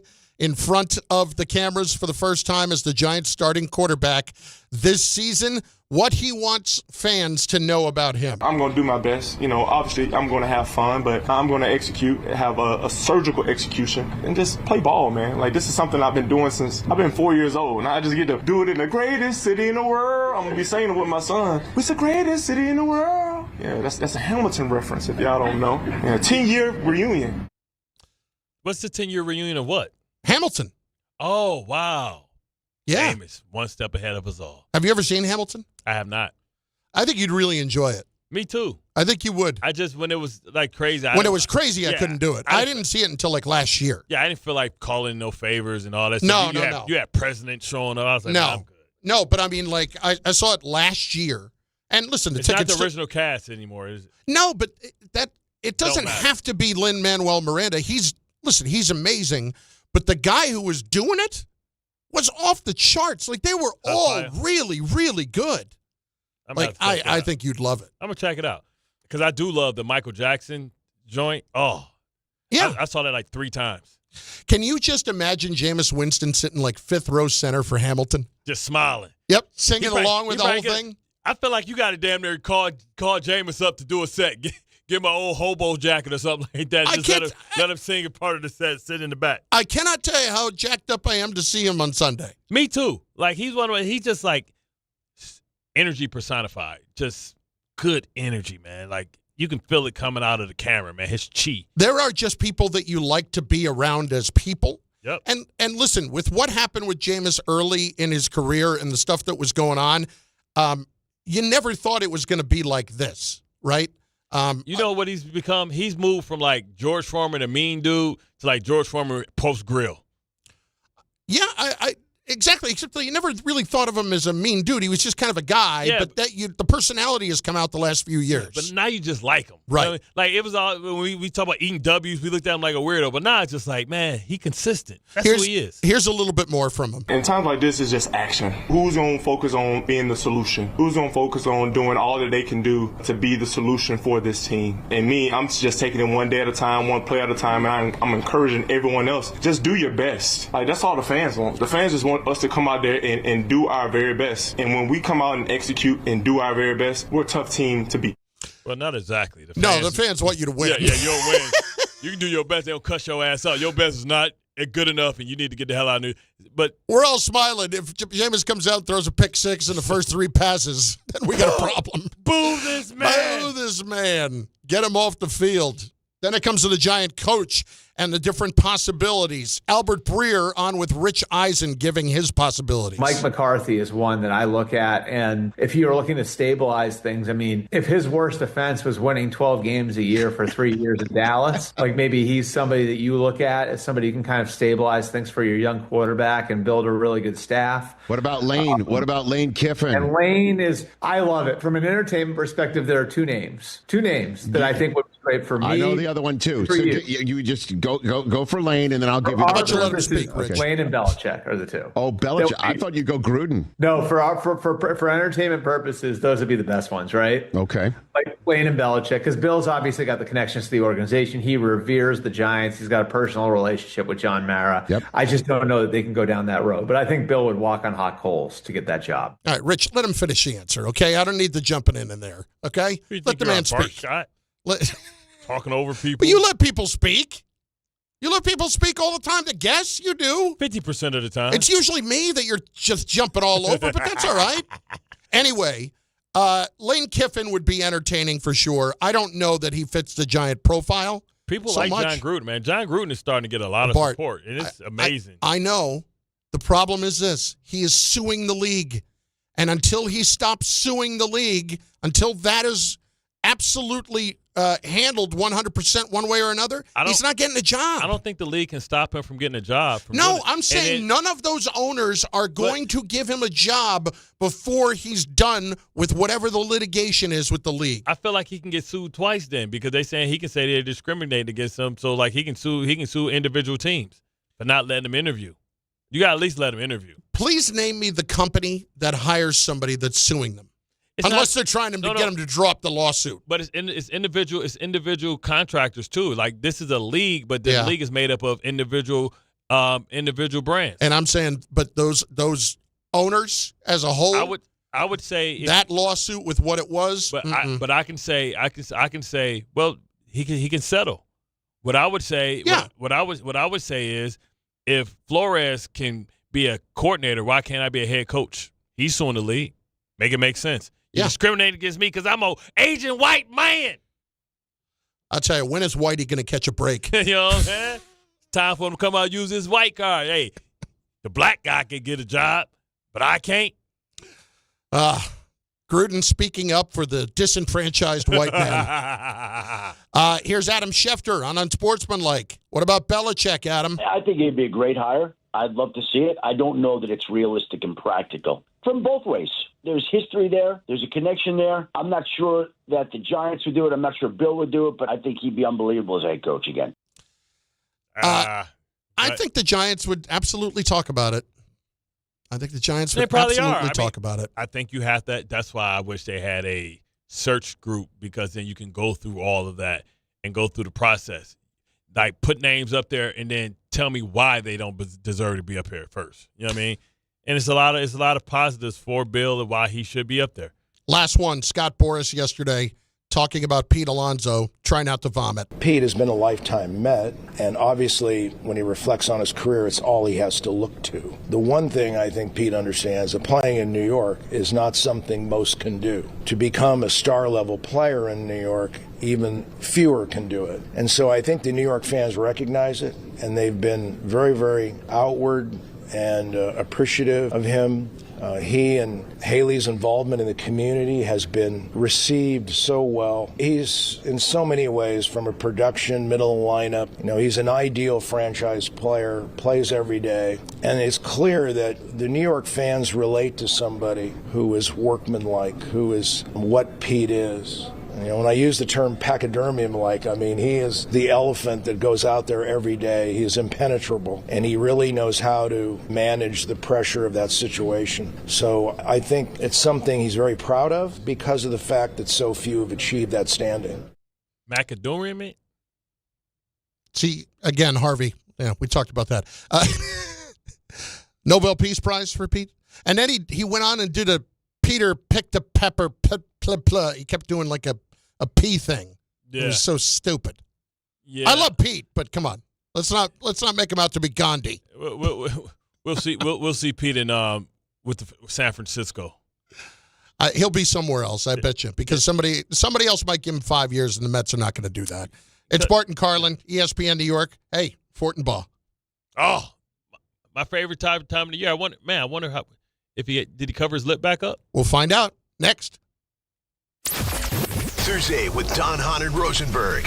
How concerning is Jalen Brunson's injury? I think he turned his right ankle. Yeah, he turned his right ankle, but that's all I know. And the Knicks lost to the Magic last night. First of all, you got to give them credit. Jamal Mosley and the rest of Orlando Magic, they kicked our ass. It's as simple as that. They came out with a physical presence that we didn't handle well. Don Hahn and Rosenberg today at 3 on ESPN New York and streaming live on YouTube.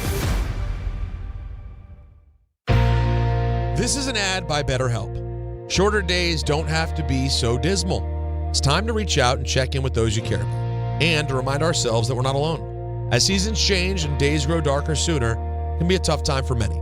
This November, BetterHelp's encouraging everyone to reach out, check in on friends, reconnect with loved ones, and remind the people in your life that you're there.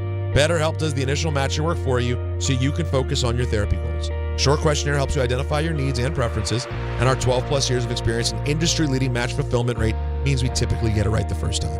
If you aren't happy with your match, switch to a different therapist at any time from our tailored recommendations.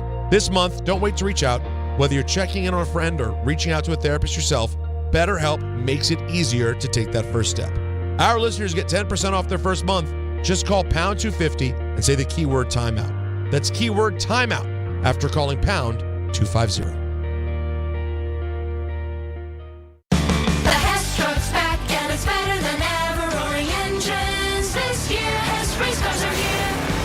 The Hess stock car racers are loaded with lights, sounds, and a powerful racing motor.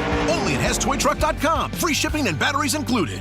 At Jake's 58 Casino Hotel this November, it's your chance to gobble up the green and feast on your share of $55,000 cash. Earn entries all month long and join us on Friday, November 28th from 4 to 6 p.m. 2 winners will be drawn every hour to win up to $10,000 cash. Then at 7 p.m., 1 lucky winner will take home a grand prize of $20,000 cash at Jake's 58 Casino Hotel. If gambling is a problem for you or someone you care about, please call the 24-hour toll-free helpline at 1-877-8-HOPE-NY or text HOPE-NY. The post-career day press conference, brought to you by Progressive. Anthony, can you tell us what happened during career day? I'm a biomedical researcher. The kids just weren't impressed. How did you feel when your son called in the backup? Embarrassed, and I knew it would be a fireman. It's always a fireman. It's cliche, but a crowd favorite. He had an axe and everything. I can't compete with that.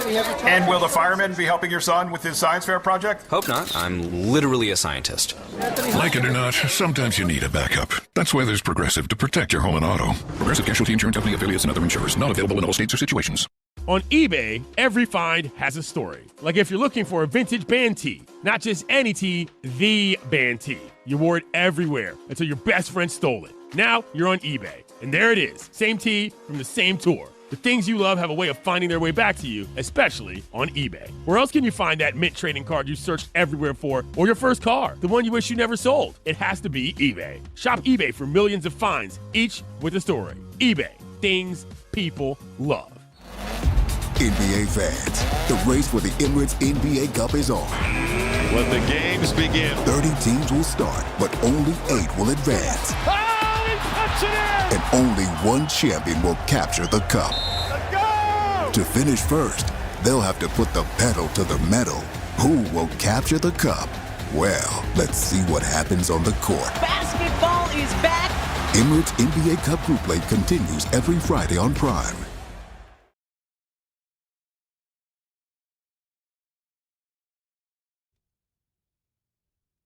See, not Harvey just showing off. You know what I'm saying? He coming with some off, non-mainstream Ricky Ross. What up, Ant-Man? Yeah, that's me. Bart Carlin, ESPN New York, and on the ESPN New York app each week.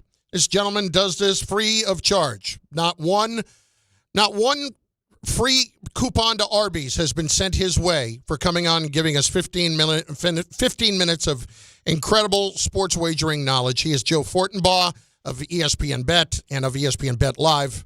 Hello, Joseph. What was I just listening to there? What was that when you came back from break? Harv, see? You inspiring everybody, Harv. What's that tune, Harv? The song was called Master Fraud Muhammad by Busta Rhymes and Rick Ross. Ah, see? Okay. I'm telling you, listen. I know it's a – go ahead. Outside of Harvey looking like a roll-on stick of deodorant, man, he is on his game today. He got a turtleneck that's all the way up to his chin, and his head sticking out, look like some roll-on deodorant, man. As I listen to things like that, I close my eyes and I just picture Carlin. That's all I can do is picture Carlin in the moment when Bart's off on one. I absolutely love it. It's great to be with you, boys. How the hell are you? Hey, you notice I did not try to answer that question as to what we were listening to. And guess what? Right, correct. You knew your lane. Yeah. We're gonna get you some Arby's because I hear Arby's got steak nuggets now. Yes, First they do. time's ever done. So we'll get you some steak nuggets, extra sauce. Your boy is big on Arby's. I like the curly fries. I've always been big on the roast beef sandwiches. You don't need to twist my arm to get involved in the Arby's game. But where the hell is an Arby's? See, you up there at Bristol, like I'm sure in between there and one of these pull-offs, you know what I'm saying, they got an Arby's, but I can't find a damn Arby's nowhere. There's not a lot. Like, I live out in the woods, man. Like, there's a lot of woods in Connecticut. That is not something I was prepared for when I moved here. Like, man, people, like, when we were shopping for a house, you're hearing about well water and septic tanks, and I'm like, this doesn't relate to me. I'm not, what are you talking about? Radon Where's test. the water line? So there's like a McDonald's, but like if you're looking, we got a Raising Cane's. Everyone's very excited about that. That came in recently. But outside of that, your boy's got to do some searching to find a Arby's, a Taco Bell, things of that nature. They are not close by, Bart Scott. Yeah, you're out there by Children of the Corn, man. That's where movies start. Yeah. Yeah. Well, I guess funny we're talking about.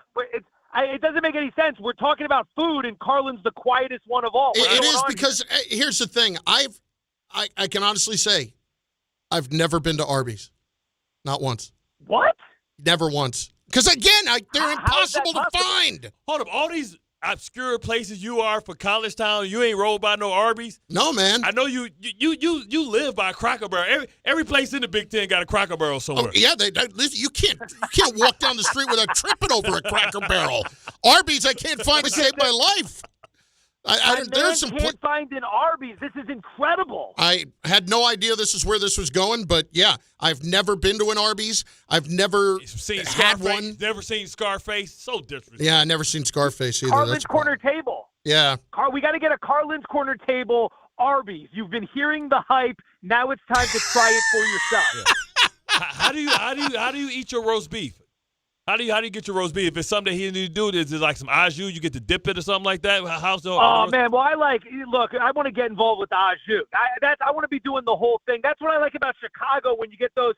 Carlin, you were just there you went to Big Al's. Yeah. Like, you know all about that. Like, you didn't. Here's what I found interesting. You did not get the jardiniere on the sandwich. Is that correct? That is correct. Yeah, I didn't. All the peppers and stuff. Yeah. Is that the jardiniere thing? Yeah. That's what makes it's called the jardiniere. Yes. Yeah. Okay. Yeah. No, I didn't. I'm not a big peppers guy. You know, but I mean, did I really miss out by not doing that? Am I doing it a disservice? Yes. Oh, come on. You know what? Give me your notes going in advance. Who knew the big fella would have a sense of tum-tum?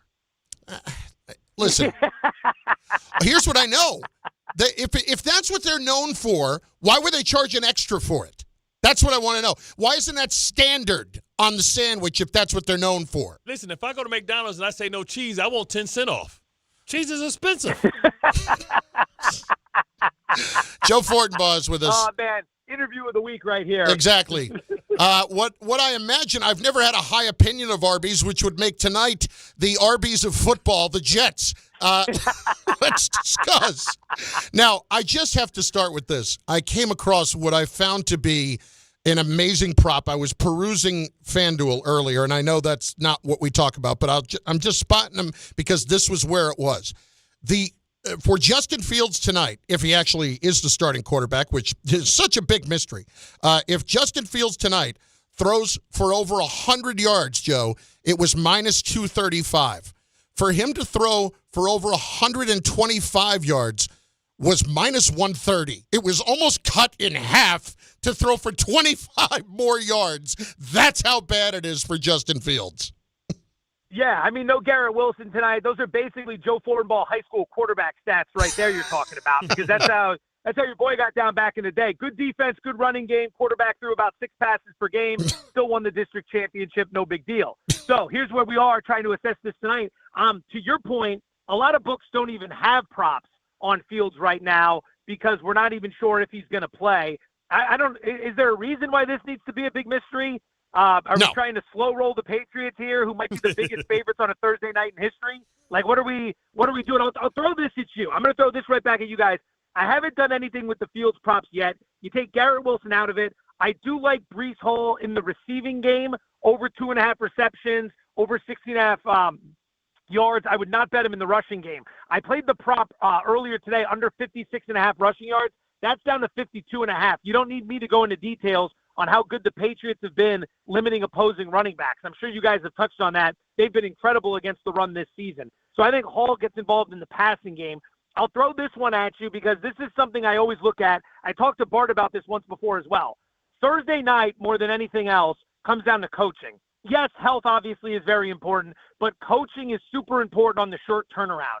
And one thing I always want to look for are rookie head coaches in their Thursday night debuts, which we have right here with Aaron Glenn. Because if you go back over the last 5 years, rookie head coaches in their Thursday night debut, 5-11 against the spread.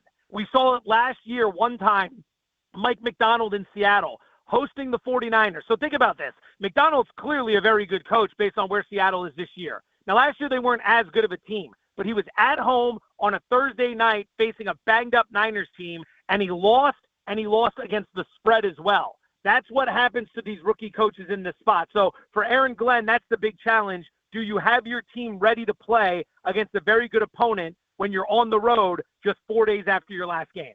Is it anything from the Patriots side that gets us excited, like Drake May throwing for 1,000 yards or something like that? I mean, what is it, like 71% throwing deep balls? Well, the one thing that stands out is some guys are betting the under on his passing yardage prop because they don't think he'll need to throw much tonight in order to have success winning this game. I know that might come as a shock to Jets fans that the opponent might not dare need to you? do a lot offensively We're to streaking win. right now. We're streaking right now. What are you talking about? No, there's nothing I love more than a team going full fire sale and then winning a game and ruining its draft position. It's the ultimate move right there. When you have a chance to throw away the picks you just got, you got to do it. So here's where we are with Drake May. If you want to make a play, over 34.5 yards for his longest completion. I mean, again, that's the big thing with Drake May. Big, deep, accurate, successful shots down the field. That's what he's known for. Against the Jets defense that got rid of Sauce Gardner and Quinnen Williams, you should be able to hit at least one semi-home run tonight. So I would be looking to play that bet. I would also be looking to play the first half under 22.5 points. I'm also playing full game under. I'm not expecting a lot from the Jets, but the good news is early in the game, they can't technically be out of it in the first quarter, right? I know, famous last words. But that means they can come out and they can still try to run the ball against the Patriots, which is what they want to do. They don't want Justin Fields dropping back 35 times in this game. So they can try to run early, which probably doesn't work, and it drains the clock. Patriots run the ball as well in this game because that's where they'll have a lot of success. Travion Henderson has been really good as of late. I think we get a low-scoring first half, so I'd go under first half, 22.5 points. I think you can go full game under as well, 43.5. We do not have a slate of amazing college football this weekend. It's Joe Fortenbaugh, ESPN Bet Live with us. Iowa, USC, maybe one of the better games. What's got your attention? Quickly, before we get to the NFL, I'll run through these. I would play Oklahoma plus the 6.5 against Alabama. Bama, third worst in the SEC in opponent yards per rushing attempt. Oklahoma, good D, coming off the bye. They can run the ball. I think they keep it close. I like Texas in the first half against Georgia, plus 3.5. Sarkisian coming off the bye, probably has a few wrinkles for the offense. If you've watched Georgia at all this year, you know they start slow and they finish strong. So you might want to play Texas in the first half, and then if it's close, get a live bet in there on Georgia in the second half of the game. I would play USC. You just mentioned them minus the 6.5. I think that loss for Iowa last week has to be really deflating, and now you got to turn around, travel west, and get ready for the Trojans. Those would be the plays there. I would lay it with USC. I would play Texas in the first half, and I take the points with Oklahoma. Love it. Anything else with the NFL besides Jets, or even including the Giants and Packers? Ugh. Yeah, let's rip through it. Carolina plus 3.5 over Atlanta. I hate the spot for the Falcons. You just played in Berlin. You went overtime. Now you got to come back. Your run defense stinks. Your offense is 25th in offensive EPA. Carolina plus 3.5. You want to bet Carolina as a dog, not as a favorite. They stink as a favorite. You saw it last week against the Saints. I'll take the 5.5 with the Bucs over the Bills. Tampa should be able to run the ball here. Weather is a concern in this game. Weather is a concern in the Cleveland game. So if you're playing fantasy or you're making bets on totals, watch out for the wind and some of the weather concerns in the games this weekend. Minnesota minus 3 over Chicago. Chicago's been fugazi with a lot of these wins. The defense has been falling butt cheeks backwards into turnovers. When that dries up, they can't stop anybody. I think Minnesota runs it down their throat. I play the Vikings. I do like Seattle plus the 3.5 against the Rams. I think the Ram defense, those numbers are propped up against bad competition. But here's the thing there. The money came in on the Rams from 2.5 up to 3.5. So take note, the sharp guys were on the Rams. The dumb guy you're listening to, he's on the Seahawks. Under 44.5 Chiefs Broncos. That's got rock fight written all over it. I'm also looking under 46.5 Lions Eagles. Eagles defense looking good. Eagles offense, I mean, do they even have an offense? I don't even know what the hell they're doing. I've never seen a team win so many games with so many problems on offense. Like, you got to be kidding me with this, but I think we get it under in that game. Anytime you want to be a part of the creative process on Carlin's Corner Table, it's welcome. The two of you, all you do is criticize the outcome, and I never hear you beforehand. So we're going to bring some horseradish. That's not true. That's not true. I'm in the comment section constantly talking about how much I like that show. And if I give an artist creative feedback, it's coming from another artist. As John Lennon said, I'm an artist. You give me a tuba, get you something out of it. Well done. Well done. And free of charge. All right, that's enough of this. I want to go to Arby's with you for the first time. When you decide to go to Arby's, call your boy. I'll come down. We'll make a big thing out of it. Giddy up. Love it. Mr. Fortenbaugh, thank you. We just got to find one of those damn things. Exactly. All right, have a good one, everyone. Love you, fellas. Joe, good news, I found an Arby's. Bad news, we're going to Western Pennsylvania. Joe Fortenbaugh, ESPN Bet Live. Amish country, too. They're probably doing it with a brick oven. I love the guy to death. He is the best. In moments, High noon is coming. We also have more to discuss in regards to Bill Belichick and why this is not being taken more seriously by the Giant fans. You're a disgrace. Bart Carlin, ESPN New York. John Ryan. Yeah, Dad. I think I came up with a killer slogan for our law firm. D'Agostino and Associates, bite back. Bite back? Yeah. When someone hurts you, you bite back. We'll be the law firm that bites back. Dad, that's brilliant. Accident victims, call D'Agostino and Associates and bite back. Hey, we could even put a big vicious dog on billboards everywhere. Yeah, and Rottweilers on buses. Hey, how about a toll-free number? What are you thinking? You know, like 1-800-BITE-BACK. 1-800-BITE-BACK. That's brilliant. But what if people hear fight back? Easy. I'll spell it out for them, like 1-800-BITE. Back. 1-800-BITE-BACK. That's 1-800-248-3222. Love it. Hey, Dad. Yeah. All this talk about biting back got me hungry. Me too. Want to grab lunch? Sure. Hey, how about a jingle? You mean like D'Agostino, law, bite back? 880 ESPN, WHSQ, and WCBS-FM HD2, New York. A Good Karma Brands radio station. Hey, it's Michael Kay, talking to you about my friends at PC Richard & Son. They're local, family-owned, and I trust them, and you can too. Right now, get Black Friday deals throughout the store. And with their holiday price guarantee, your price is protected. If the price goes lower from now through December 24th, they will match it. You can't beat it. Plus, you get fast and free delivery. PC Richard & Son, the company you could trust for over 116 years. Free delivery excludes Manhattan. At the 5-yard line, handoff Brees Hall, finds a crease, runs left, he's into the end zone for a Jet touchdown. Jets fans, clear the runway and be at MetLife Stadium for Week 13 as your New York Jets take on the Atlanta Falcons. Sunday, November 30th at 1 p.m., presented by New Jersey Lottery. Join us as we celebrate First Responders Day. Don't miss your chance to be at the game. Lock in your seats now at nyjets.com/tickets. Once again, that's nyjets.com/tickets. Tire care shouldn't come with extra costs or surprise fees, and it should be simple, straightforward, and stress-free. So at Midas, they're rolling out the limited lifetime tire guarantee. Included with every tire purchase with paid installation, you'll pay nothing for flat repairs, nada for flat replacements, zilch for tire rotations every 5,000 miles, and zero for other preventative maintenance. So with this limited lifetime tire guarantee, you'll pay a whole lot of nothing compared to what the other guys charge for tire care. That's a limited lifetime tire guarantee only at Midas. Harry Douglas here. Look, being a man doesn't mean skipping self-care. Manscaped makes it easy to feel confident, clean, and ready for anything. Whether you're at work, hitting the gym, traveling for business, or heading for a night out. The Lawnmower Trimmer gives you precision, the Beard Hedger keeps your look tight, and their grooming essentials smell incredible. Manscaped's tools are built to perform, helping you stay sharp, smooth, and feeling your best every single day. Because real confidence starts with a clean cut and the right gear. Get all the Manscaped products you need right now at your local Target.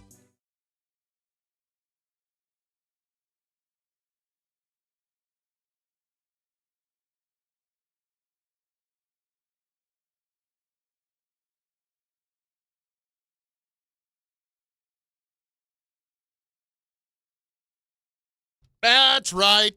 Barton Carlin, ESPN New York.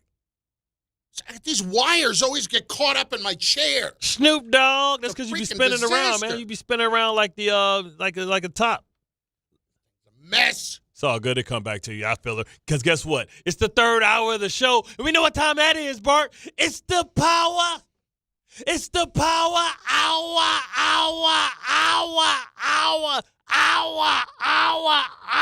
Was that 7 for Justin Fields? Sure. No, keep going in. I don't want Justin Fields. Hour. What's Tyrod number? I don't know. I thought it was 2. I don't know. I don't even know what Tyrod's number is. Oh, damn. Oh, I could have saved myself a lot of breath. 51? I don't know. I don't know. What's Cooks? We'll add them together. Hour.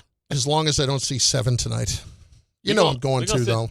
Listen, I don't mind. And they're going to waste a half, and that's going to be so annoying. I wouldn't waste a quarter. If it ain't looking right, I'm out. It has to be, right? Look at the tell of the tape, man. You can't win. Maybe I can't win. maybe all I can do is run the ball 37,000 times, but he will not throw the ball one time. And to do that, he's got to be willing to die himself. Well, it is Thursday, and we find ourselves at high noon. My name is Sam Chisholm. My name is Sam Chisholm. I'm a duly sworn warrant officer of the Circuit Court in Wichita, Kansas. Denzel was out there with the widest ass I've ever seen on a cowboy, man. That movie, man. I know, like Denzel's built like my dad. My dad got an ass like SpongeBob. They say your athleticism comes from your mom. Thank God my mom had a badonkadonk, man. That's where all my athleticism came from. The hips and the explosiveness from the glutes. See, neither of my parents had an ass at all. No ass at all. Yeah, you had no explosion. So I got nothing but flat back here. You like one of them 18-wheelers. You got to take a while to get that thing going. And I'm kind of the outlier as far as, like, they were in decent shape. You know, me, at the bottom at the end. I didn't just get the hand-me-downs in terms of clothes. All the food, too. But you got the calves. I do have the calves. But I would argue that all fat guys have good calves. That is not true. Because we have to carry that weight. That is not true. Check out Rex's calves. He has bad calves? Skinny arms and skinny calves. All torso. Who knew? That's weird. All torso. That is weird. All right. Well, it is high noon where Bart and I go at it over pretty much anything that we don't agree on. And we will start with round one. Round one, fight. Should the Giants give Bill Belichick more consideration? Zero consideration. Why would I want an aging old man that's going to come in here, and this is not a fix in 1 year type of thing? He'll be closer to 80 before you know it, and Bill Belichick is closer to eating pudding than he is to being able to coach a young quarterback for the next 10 years. I want somebody that's going to be around my quarterback for a long time. So I want that Bill Walsh, Joe Montana relationship. I want that Troy Aikman. Well, that wasn't long. Never mind. I want the Tom Brady, Bill Belichick. I want the Tony Dungy, Peyton Manning. I want somebody that can come and they can grow and they can evolve together and it can be a system in which they've been involved with for a long time. Here's what I'd like to do. Win. And I'd like to win soon. I don't want to wait around 5, 6, 7, 8 years. I'm not worried about that. The Giant fans have been waiting long enough for that since their last Super Bowl. Bart, Belichick's catching a lot of heat here because people think, well, Brady did it without him, but he didn't do it without Brady. I can go down the laundry list of some of the coaches that you named that didn't do it without their guy. Walsh didn't do it without Montana. Chuck Noll didn't do it without Bradshaw. Lombardi didn't do it without Starr. Jimmy Johnson didn't do it without Troy Aikman. There's plenty of them, top to bottom. And then when we come down to it, I look at the Giants' defense this year. If Belichick was in charge of the Giants' defense, would they have surrendered 3 double-digit leads in the fourth quarter? The answer is no. I don't know how that defense in North Carolina looking. They're fine when you consider that they're spending $20 million and other schools are spending $50, $60, $100 million. I am no Belichick apologist. All I want to do is win. And from a Giant perspective, Bill Belichick gives me the best chance to win in the short term. So, yeah. Yeah. Round two, I think I got that one, Harvey. What do you think? It doesn't matter what your name is. The Jets should consider trading for Kyler Murray. Listen, bridge quarterback, 2 years. Allows you to be patient to 2027, gives Kyler Murray an opportunity to revitalize his career. I'm going to say you get to throw to Garrett Wilson. You got Breece Hall behind you with that RPO game right there. And then I still have Tyrod Taylor to back him up. And then I go out and I go get the Lemon Kid, or I go get one of the best receivers out there and see if he can handle having a great offensive line in front of him with 2 great receivers, an emerging young tight end. And if he can't do it then, I mean, he's the perfect Jared Goff throw. Even though he's a short guy, he throws the ball extremely accurate and well from the pocket. He doesn't get a lot of balls batted down, and he's a guy and a master in extending plays. The only knock on Kyler Murray is the fact that he hasn't been able to be healthy, but no risky, no bisky. If I can figure out a way how to alter his contract to basically a 2-year deal, then that's what I would do, knowing that I can get out of it, knowing that in 2027 it's okay to let your new quarterback sit, right? We saw Jordan Love sit. Right? Let's make sure we get it right and make sure that when we do decide to move on with our new quarterback, he's coming into the safest environment since Caleb Williams. You said the words revitalize his career. Why does this always have to be the place for somebody to revitalize their career? Whether it's Aaron Rodgers, whether it's Justin Fields, and now it's Kyler Murray.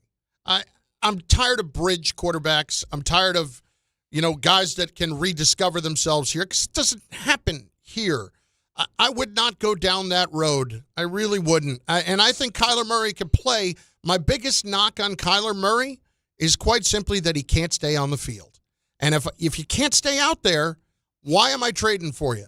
Like, these last couple of guys haven't been able to stay out there. Why would I go through that once again? Because you want to have a bridge quarterback, because you know that the draft that you really want to go for your quarterback is in 2027. So I don't want to force like myself to draft Kenny Pickett. I don't want to force myself to draft Jake Locker or Blake Bortles. All the historic drafts that we had that had lukewarm quarterbacks in it, and we thought, no, they're the best of a mediocre group. If I take a step onto a bridge and it collapses, I die. Nah, listen, I'm with you 100%, but you want to get a bridge quarterback unless you're going to spend the money on Mac Jones. But Mac Jones may not get out of San Francisco, because I think if he plays and leads his team in the playoffs, you got to start asking yourself in a couple of years, why the hell am I paying Brock Purdy all this damn money? Round 3, fight! Should fast food restaurants consider new combinations? Here's why I asked this question. I saw something the other day that excited me. Okay? Because I can't believe it hasn't been done until this point. You and I might have to take a road trip. I'm with it. As of December 1st, test markets, San Antonio, Baltimore, Chick-fil-A, chicken sandwich, waffles as the bun. Ah. How have we not done this sooner? Now, what I will say. Savory. Can that chicken sandwich be spicy? Yes. Ooh, it's the regular and the spicy. So I can put honey on it. So they're going to try it in those two markets. I got to tell you, just hearing about it, I feel like I'm in already. Has they started already? Because I can bring one back. Again, December 1st, damn. And I know you got your event next week. Damn. Here's the thing. I so badly want to get involved in that. But I raised this question about combinations because sometimes they just do things and you're like, what the hell are we doing here? Yeah. Why are we forcing an issue when it doesn't necessarily work? I'll give you an example. I don't need fast food places selling the mozzarella sticks. That doesn't work. They're always cold. They're always freezing, and again, a marinara sauce coming out of that kind of packet is never good. The only place that does this medley of different things that are crazy works? Sonic. Sonic, take chances. You get a hot dog. You can get a patty melt. You can get a hamburger. You can get nuggets. You can get a pretzel.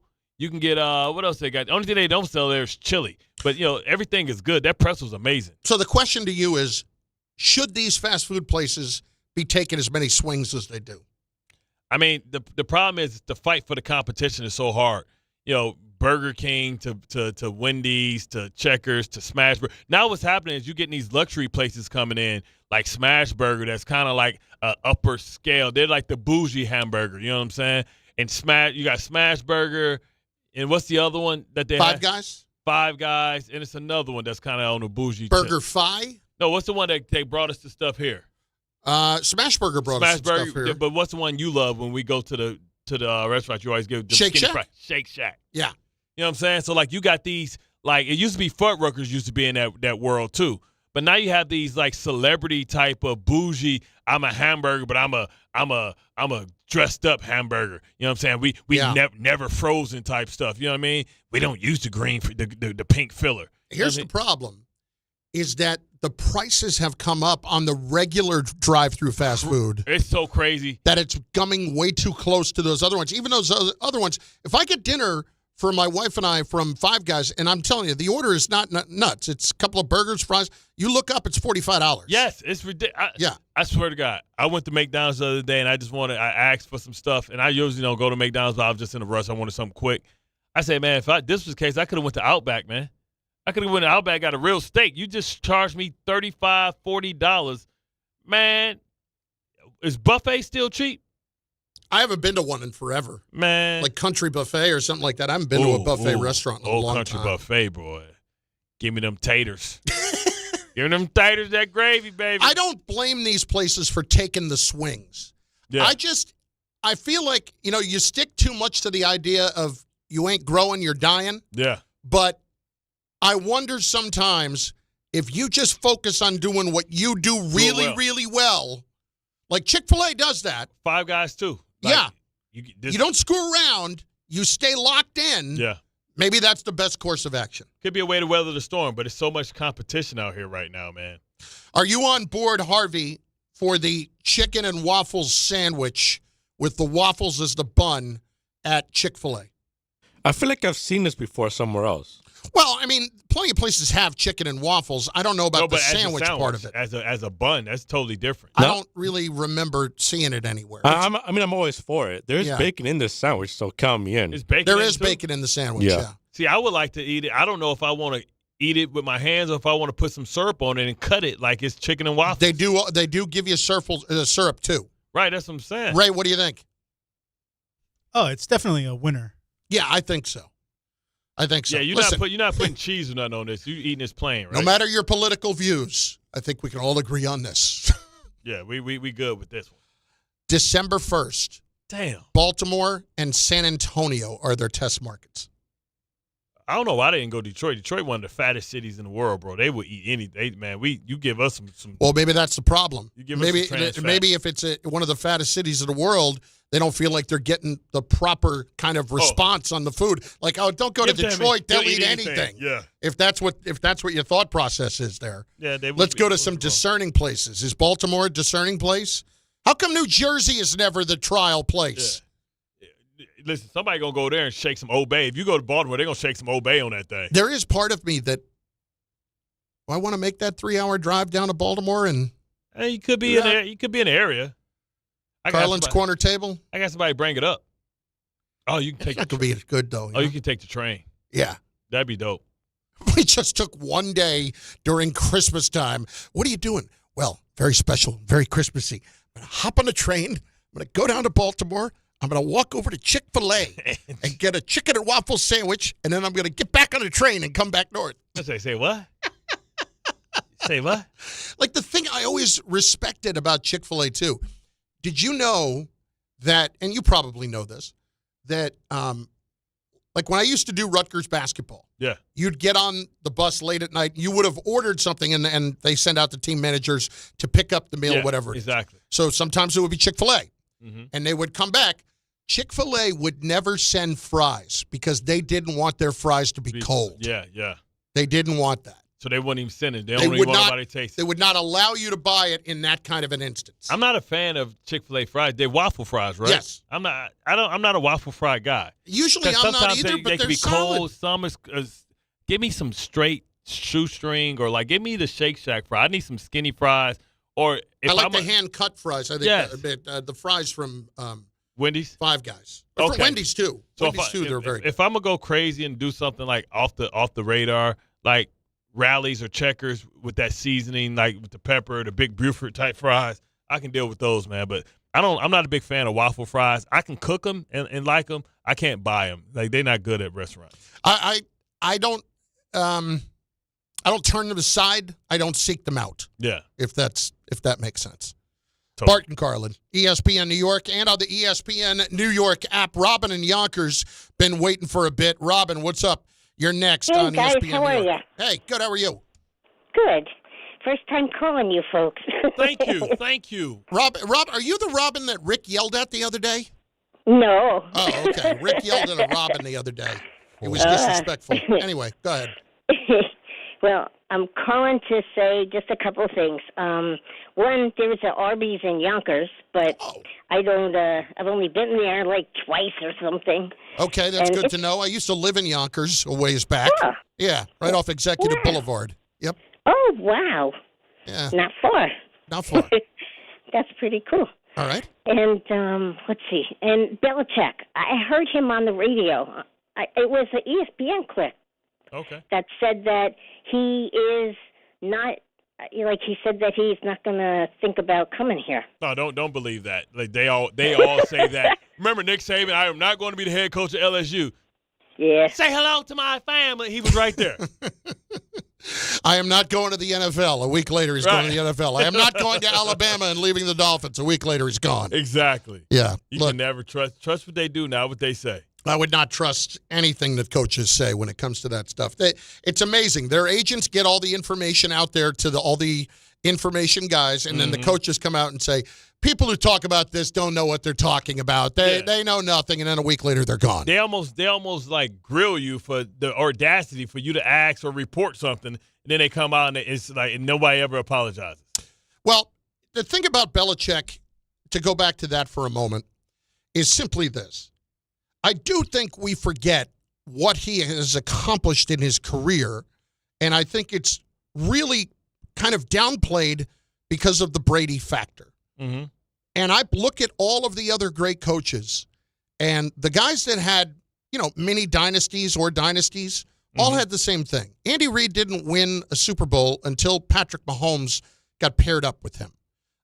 I can go chapter and verse on a lot of other guys, too. Shanahan and Elway, Coughlin and Eli, Landry and Staubach, Walsh and Montana. But they were good, though. Like, Andy Reid was really good with Donovan McNabb. He was good with Michael Vick. Mm-hmm. It's just he didn't win the championship. I'm not going to deny for a minute about what Bill did later in his career as far as drafting. I think there was a lot of ego involved there. Because Bill was exceptionally good at bringing in guys and focusing on what they did well as opposed to going and getting elite talent. But, like, for instance, if we are going to knock him on the drafting thing, we do have to keep it a buck. He did draft Christian Gonzalez. Yeah, but he also, in the same draft, drafted Kyle Duggar. He also drafted N'Keal Harry. I can give you a lot of guys he drafted that was poor. Absolutely. I will not, for a minute, try to defend his drafting record. All I'm saying is I know the guy can coach, and I give him a say in what's going on. But if I gave Bill Belichick a 3-year contract to come and be the coach of the Giants and try to win in short order with a rookie contract for the quarterback, if I can teach him, and I think Belichick will be able to teach him how to stop taking hits. But here's the thing. Like, as good as Tom Brady was, let's say within that 3-year window that with Tom Brady, did Tom win in his first 3 years? And it took a stroke of luck. Tom did win in his first 3 years. The tuck game is what saved it. Yes, but listen, they did not win that first Super Bowl because of Tom. They won that Super Bowl because of the defense. Because of the defense. You could say that they did not win the Super Bowl against the Rams because of Tom. They won it because they only give up 3 points to that team. They won it because of the defense. That's very fair. That's a very fair point. I just think you'll run out of time. I'm annoyed by the fact if you don't hire him, I'm fine. Like if you go get Mike Tomlin, I'm good. But if you don't hire him because you don't think he can coach anymore because of what's happened at North Carolina, where NIL is completely taken over, and that's a scenario that he hasn't been in his entire career, or you think that he's got nothing left on the fastball, or, all right, you don't want to hire him because of the girlfriend thing. You can't have a talk about that. Like, there can't be a discussion of, Bill, she's not part of the equation here. We're not hiring her. We're hiring you. Whatever you do in your private time is up to you. She's my secretary. Yeah, like none of that happens. Then I'm not hiring you. But if Bill just wants to coach, and I really think, Bart, are you going to tell me that there's not a massive motivation on his part? A, because he's heard about the Brady crap, and B, because he is closing in on Shula. Yeah, he's trying to catch Shula. I think that's the biggest thing, but I don't know if he'll have the time to catch up to Shula. What I'm saying is I think that Bill is going to run out of time because he's an older guy, and I don't have time to be able to wait. It takes like 4 to 5 years when you think things are going to turn over. And I think that all he has is 4 to 5 years. But are they that far away? I think they are. With the talent they have on defense? Well, the problem is, because we all agree the defense should be better than it is. I mean, the problem is until Matthew Stafford decides to step away, I think Jalen Hurts, you got Seattle that's up and coming. It's so many programs that's ahead of you that even if you get to the playoffs, I think it'd be tough sledding. Detroit's ahead of you. Green Bay's ahead of you. It's so many. The quality of opponents are better in the NFC right now than the NFC, and they all got young quarterbacks. I just don't see – I can see the team turning around and being good, but then right when you need them to take the next step, Bill will be probably wanting to step away from football and focus on his life and his he's already in his golden years. There are guys that I would look at who are assistants that I would consider hiring, but like, how many more of those guys are we going to go through here? You know, where they're in their first coaching job and know it's going to come with mistakes. And I mean, listen. We've seen nothing, head coaching job, I should say. If you can get the guy, listen, I think the guy from Cleveland would be perfect. Stefanski. I think if Stefanski really wants to just walk away, I think you can get Stefanski from there, and he'll be a great guy to develop a culture but also an offense. Look what he's done with all these backups. He hasn't had Deshaun Watson at his disposal since he's been there. I would think Stefanski would be somebody. We talk about Tomlin. Like, it may take too much for Tomlin. Tomlin may want too much power. Stefanski just wants to come here and be at a good place in one of the premier organizations in all of football. Couple of things from the chat over on the ESPN New York YouTube page. They are just hammering DiPietro. Hammering him. What do you I do? guess somebody called in this morning and called him the big Botox because they think he's starting to get the Botox. Why? Well, because he's in great shape. But Rick has a vanity to him. There's no question, and there's been some discussion about Rick perhaps doing an endorsement for hair replacement systems. Okay. So maybe Rick's going to start hitting the Botox. He swears he has not done that as of yet. I think Rick would be honest. Like he doesn't seem. I think Rick would be honest. He don't seem like a bashful person. Like he wouldn't say, "Yeah, I'm doing this." I think Rick would be honest about it to a point. I think he would consider Botox a step too far. I mean, I've heard people get Botox in their armpits to stop from like armpits sweating. Yeah. Yeah. You think he's getting in his forehead to tighten his forehead up? Oh, I think if he gets it, I'm not saying he gets it now because, I can't tell by looking at his face. He's a handsome man. He's fit. Oh, he's very handsome. He's into life. You know what I'm saying? Yes, he's very handsome. He's very fit. Listen, there's nobody here who knows Rick better probably than Ray Dinahan. Ray, do you see a scenario where Rick would get Botox yet would be hesitant to admit that? No, I don't think he'd be hesitant to admit it at all. You don't think so? Okay. Yeah, because he's going to say, look at me. I'm better than you anyway. So I did this. So what? I didn't need to do that to be better than you. I'm good. I just did it because I wanted to. As long as it's not illegal. Right. If it's something that can enhance you. So he wouldn't go to Turkey to do it? No. But even going to Turkey, like Primetime wasn't ashamed of it. Urlacher didn't say nothing. Well, Urlacher's out there making money off it. He's all over billboards in Chicago with it. Wes Welker. Mm-hmm. Now, again, but you and I both know people. Yeah, we both know. All right, for instance, the hair coloring thing. Uh-huh. There have been plenty of people that you and I have both known over the years that did not want to admit that. And there are people now that do not want to admit it in our industry that have a problem with that. That is true. But Tricky Ricky didn't seem like that. Like Han, I respect. Han is letting it go, and it's going a little bit gray on the sides and all that. And Han looks incredible and looks distinguished. Yeah, super distinguished. He looks like the guy off that plays off the Fantastic Four, the stretchy man. Yeah. If we start talking about it like tomorrow, I've brought up the subject with Canty before. He's not eager to talk about it, but he doesn't deny that occasionally the barber throws a little something in there. A little enhancement, a little spice. Ain't nothing wrong with it. You know what I'm saying? Listen, do whatever makes you happy. You know what I'm saying? Just don't end up like Jaylen Brown, where you playing basketball, you messing up people's uniforms, and they got to send you a dry cleaner. Did you see that? Like he caught OG. Yeah. He caught OG with with a big old dark hole on kind of swiped him.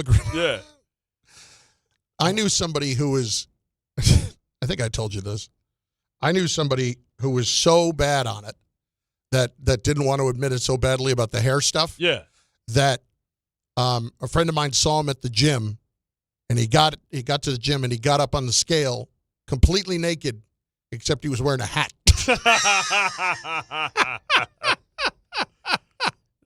It's Bart Carlin, ESPN New York. Thursday with Don, Hahn, and Rosenberg.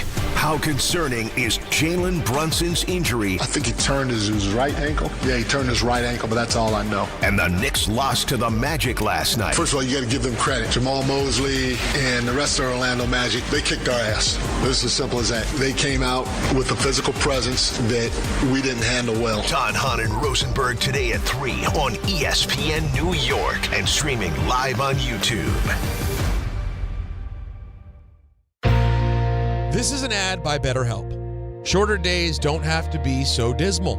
It's time to reach out and check in with those you care about, and to remind ourselves that we're not alone. As seasons change and days grow darker sooner, it can be a tough time for many.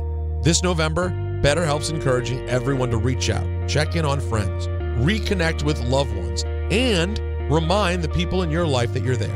BetterHelp does the initial matching work for you so you can focus on your therapy goals. Short questionnaire helps you identify your needs and preferences, and our 12-plus years of experience and industry-leading match fulfillment rate means we typically get it right the first time. If you aren't happy with your match, switch to a different therapist at any time from our tailored recommendations. This month, don't wait to reach out. Whether you're checking in on a friend or reaching out to a therapist yourself, BetterHelp makes it easier to take that first step. Our listeners get 10% off their first month. Just call pound 250 and say the keyword timeout. That's keyword timeout after calling pound 250. This is a test of the emergency alert system.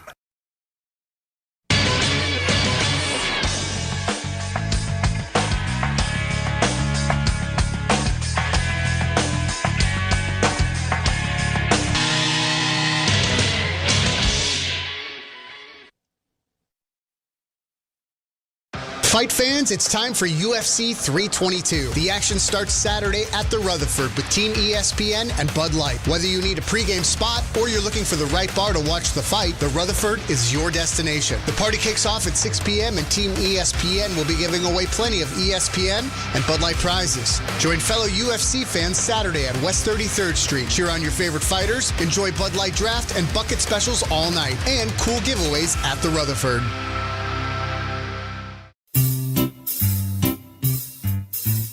1-877 Cards for Kids. KARS Cards for Kids. 1-877 Cards for Kids. Donate your card today. 1-877 Cars for Kids. KARS Cars for Kids. 1-877 Cars for Kids. Donate your car today. Ready to get rid of that old car? Donate it to Cars for Kids. Call 1-877-CARS-FOR-KIDS to reach a friendly live agent. Donation's super easy, and your car can be picked up as soon as tomorrow. Call us now, 1-877-CARS-FOR-KIDS. That's Cars with a K to donate your car today. 1-877 Cars for Kids. Donate your car today. Did you know you can donate real estate too? Go to carsforkids.org. That's carsforkids.org. At Jake's 58 Casino Hotel this November, it's your chance to gobble up the green and feast on your share of $55,000 cash. Earn entries all month long and join us on Friday, November 28th from 4 to 6 p.m. 2 winners will be drawn every hour to win up to $10,000 cash. Then at 7 p.m., one lucky winner will take home a grand prize of $20,000 cash at Jake's 58 Casino Hotel. If gambling is a problem for you or someone you care about, please call the 24-hour toll-free helpline at 1-877-8-HOPE-NY or text HOPE-NY. Hey, it's Reese Davis. Let's be honest, you can't keep an eye on everything unless you've got Blink Outdoor 4 cameras. While you're focused on the game, Blink's keeping an eye on your home. With up to 2-year battery life and with Sync Module XR, you can cover more space without constant maintenance. No wires, no worries. Blink helps keep an eye on what matters most. Get Blink today at the Home Depot. How doers get more done. Out here, days are getting a little cooler, and mornings are starting with a few more layers. It's the season for more time at the grill, more feed for your animals. Heaters burn late into the night, and the woods start calling your name. We appreciate hard-working hands, shared moments, and love for our land. That's why season after season, we're here for your life out here. Tractor Supply.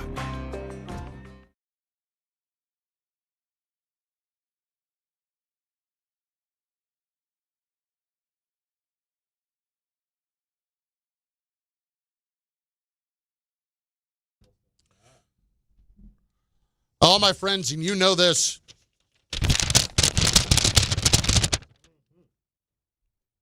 Game time. Brought to you by Tullamore Dew Irish Whiskey, because when it's game time, it's Tully time. Tonight, 10 p.m., light night, Islanders in Vegas to play the Golden Knights. Tullamore Dew is the original triple distilled, triple blended, triple cask matured Irish whiskey. I've got a fresh bottle at home that I have not cracked yet, and maybe I'll do that this evening. Be sure to grab a Tullamore Dew or try the new Tullamore Dew Honey during today's action. Glasses up to enjoying Tullamore Dew responsibly. And, of course, the Jets do play tonight. We have got the Jets and the New England Patriots this evening in New England. Taking the dub, baby. So, let's discuss. Look, I want to see Tyrod Taylor play. Am I going to see Tyrod Taylor play tonight? If he don't start and we see him play, then you know something went horribly wrong. He's not on the injury report at all. Yeah. Not at all. Not even mentioned on the injury report at all. We have Justin Fields, who has the other dimension, and I'm wondering, with no Garrett Wilson, does that provide the excuse to play Justin Fields? No, in other words, because he can run. Tyrod Taylor is not an immobile guy. So No, he's not. So it's not like, okay, if he's not there, oh, God, what are we going to do? Like, normally in this instance, we'd be sitting here talking about matchups and all that stuff. There's not matchups to talk about. Other than Brees versus the run defense, does A.D. Mitchell make his debut today? I'll be interested to see that. I would love to see how he matches up being a 6'2" guy that can run a 4.3 against Gonzalez, because I feel like sometimes Gonzalez bully balls Garrett, throw him out the club because he's so light. Mm-hmm. This may be a better matchup. I'd be curious to see what Mechie looks like tonight. Like, I feel like in a lot of ways this has almost become preseason football. Yeah. Like, how does this guy look? How does that guy look? Yeah, because I feel like maybe they didn't play them purposely because they thought they can beat Cleveland. And now, because They held guys back because they thought they could beat Cleveland. I mean, come on. But you know what I'm saying? Because they knew it was going to be on a short week. Yeah. Right? So, short week, you don't want to give these guys too much. You don't want them to play 2 games yet. You want to give them a whole, like, you basically gave them 10 days to kind of figure out the offense. Yeah, get situated, figure out the offense, and get them used to the verbiage where they can go out there and you can feel like you can go out and run 5 or 6 concepts and put them at either the X or the Z and figure it out that way. I'm just more interested in if the Patriots are for real. Now, when we look around the league, Bart, there have been the teams that have taken major steps forward, but they still show themselves at times to be fugazi, right? Yeah. They still lose games that they should not lose. Now, I didn't ever think Carolina was really good, but they won some of those games that would make you think they were better than they were, and then they go and lose to the Saints at home. Yeah. They're the Packers. Packers are a perfect example. Put themselves in a great spot. They've lost the last 2 in a row at home. Yeah, we thought they were going to be, when they beat the Lions, we was like, oh, this is the most unstoppable team. Jordan Love for MVP. Now people are saying, is Jordan Love even good? This is what's going to really bother me. And if I'm a Jet fan, oh, God, it's going to suck. The Patriots are 8-2, man. And I'm looking for some solace in the fact that their strength of schedule is the worst in the league. Yeah. The winning percentage of their strength of schedule is .361. On one hand, that tells you, well, they're not beating good teams. On the other hand, they are beating them. They are taking care of them. They are doing what they're supposed to do against them. I mean, they beat the Bills, and we're giving them. We don't know credit how for good that. the Bills are the right Bills now. just lost to Miami. Yeah, the Bills are a perfect example of that. Should have lost to the Ravens if you don't get those crazy fumbles and a tip thing. So that's 2 right there. They should listen. They lost to Pittsburgh. They never should have lost to Pittsburgh. They had 6 turnovers in that game. Yeah. So I guess my point about the Patriots is simply, I'm not 100% convinced that they are for real yet in terms of being a contender this year. And I think part of that is me holding on to hope that I don't want to admit that it's happened that quickly. Yeah. That's going to, pardon the phrase, that's going to blow. Right. For them to not have a quarterback, even like Drake May, Mac Jones, seems like they weren't wrong there. I mean, they went to a playoff game with him. And what happened there? They lost. Let's look at the Mac Jones thing for a second. Yeah. They go to a playoff game with him as a rookie. Yeah. As a rookie. They lost to the Bills, who were a much better team then. Yep. The next year, McDaniels was gone. McDaniels was the head coach of the Raiders. Yep. Remember? So they lost him, and then all of a sudden, Bill lost faith in Jones altogether because for whatever reason, it wasn't jiving with his offense. And wasn't that the year that Matt Patricia was the offensive coordinator, for Pete's sake? Yeah. I mean, and that was a Bill thing. That was part of what got Bill ass fired. Yeah, that was because he was hard-headed. That was stupid and arrogant too, very stupid and arrogant. So with all of that together, it is going to be awfully hard to accept the notion that the Patriots have already found their quarterback for the next 15 years, and we could be staring down the barrel of that again. Yeah, we still searching for one. That's what would really hurt. That if they found theirs and we're searching for ours, and they had two, maybe three, because Matt Jones he can play, Sam Darnold looks like he can play, and then we have to go in the draft with the unknown. And the fact that he's turned good in 2 seasons. Couple of the notes coming in from the chat, and I'm tired of hearing this name. John Robinson, what about Brady Cook? Guys, stop with Brady Cook. Yeah, man. If Brady Cook had an ounce of ability to play and to start in the league, he would have already been looked at. People are calling for Brady Cook like around here they used to call for Hackenberg. Yeah. And then Hackenberg got out there and it was like, yeah, he's a hack. Juan Garcia. Patriots could lose today. It would mean absolutely nothing by season's end. This isn't a game that the Patriots need to win to be for real. No, I agree with that. Yeah, I'm saying we the won't Patriots take them seriously. The Patriots have won the games that they've been supposed to win so far, as opposed to some of those other teams in the league that have put the bad teams in front of them and they haven't won those games. Yeah. So it's not about the Patriots being for real tonight. It's more about, is this a trap game? Are they feeling themselves? Or are they a mature team that take care of business, beat the team they're supposed to beat, or are they a team that's going to have a setback because they're starting to feel themselves? Primo, I don't think the Patriots are going to lose tonight. Drake May's been on a heater. He's good. I mean, there's no getting around that. He's good. Yeah, but these are the games that you don't know. Like, nobody would have saw, the Panthers blowing out the Falcons early for about 30-0, right? Nobody would have saw the Panthers going into Green Bay and beating the Packers and holding them to 10 points a game, right? So it's these crazy one-offs, man. This league sometimes can be a week-to-week type of scenario. Keep the comments coming in on the chat. It's Bart Carlin on ESPN Radio and on the ESPN New York app. I should say on ESPN New York. We continue. We will finish with you on the phone lines in moments at 800-919-3776. And also what you absolutely cannot see tonight. We will explain next on ESPN Radio. ESPN New York. Every NFL Thursday is your chance to hit the jackpot on FanDuel, because with FanDuel's Thursday Touchdown Jackpot, you can win a share of $2 million in bonus bets each week. To get into this Thursday's action, all you have to do is place an anytime touchdown scorer bet before the game kicks off, and if your player scores the first or last touchdown of the game, you'll win your bet plus a share of bonus bets. Just visit FanDuel.com/Rick to take a shot at the jackpot. That's FanDuel.com/Rick for your chance to win a share of $2 million in bonus bets. Play your game with FanDuel, an official sports betting partner of the NFL. You must be 21 and older and physically present in New York. Opt-in required. Must apply profit boost tokens on select market. Prize pool to be split equally among all eligible participants who made the correct first or last touchdown pick. Bonus issued is non-withdrawable bonus bets that expire 21 days after receipt. Restrictions do apply. See terms at sportsbook.fanduel.com. For help with a gambling problem, call 1-877-8-HOPE-NY or text HOPE-NY at 467369. D'Agostino, Law, Bite Back. I'm injury attorney John Ryan D'Agostino, nicknamed The Closer, continuing D'Agostino & Associates' legacy of helping the injured for over 35 years.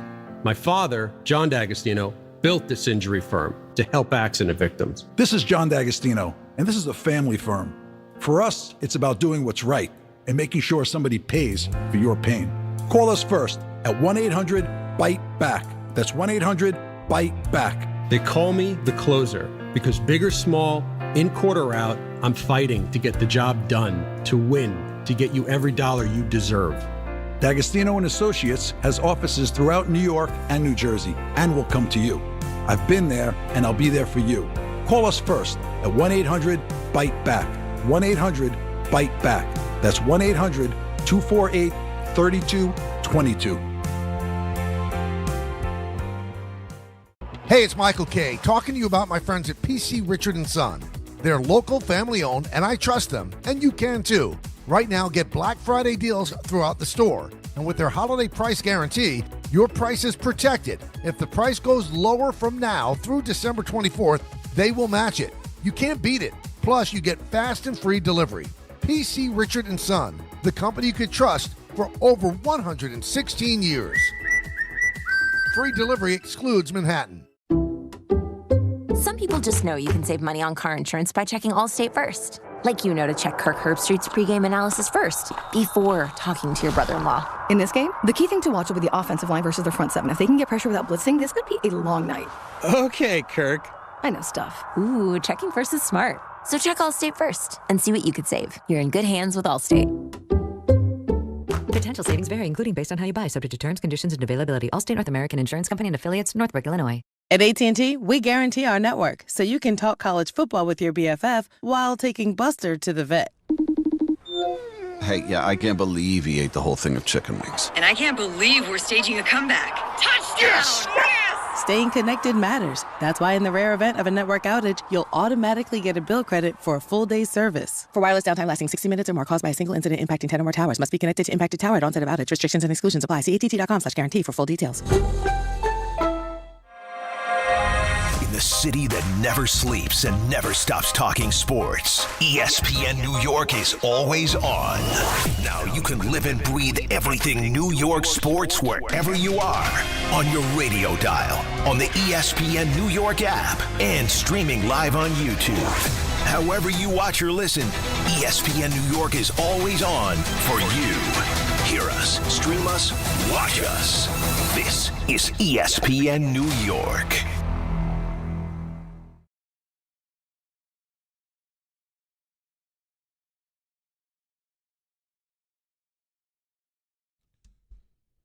Bart and Carlin, ESPN New York, and on the ESPN New York app. The one thing I'm not going to be able to take, I cannot see a game tonight where the Jets throw the ball 10 times again.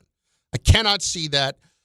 We have talked about this ad nauseum. We talked about it earlier in the year with the Giants when Russ was playing, and it has absolutely been the case with teams like the Jets this past week. You can be bad. You cannot be bad and boring.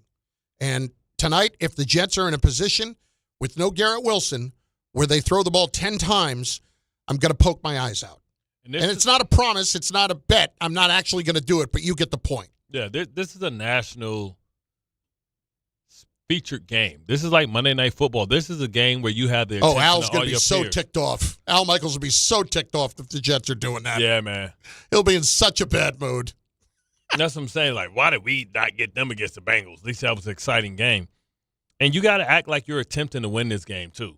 And you can't act like you're attempting to win this game by making Justin Fields conservative. If he's going to be the coordinator, if he's going to be the quarterback tonight, you need to force him to take some shots down the field. You need to say, hey, this either we're gonna throw 8 touchdowns, or we're gonna throw 3 touchdowns, we're gonna throw 8 picks.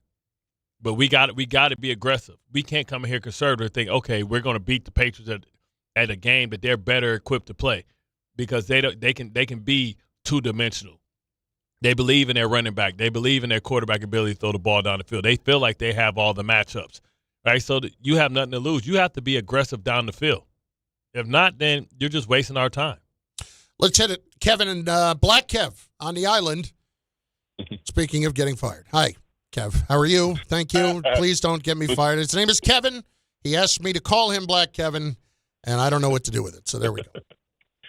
What's good, Black Chris? How you doing? White Bart, what's up? What it do, sir? What's good?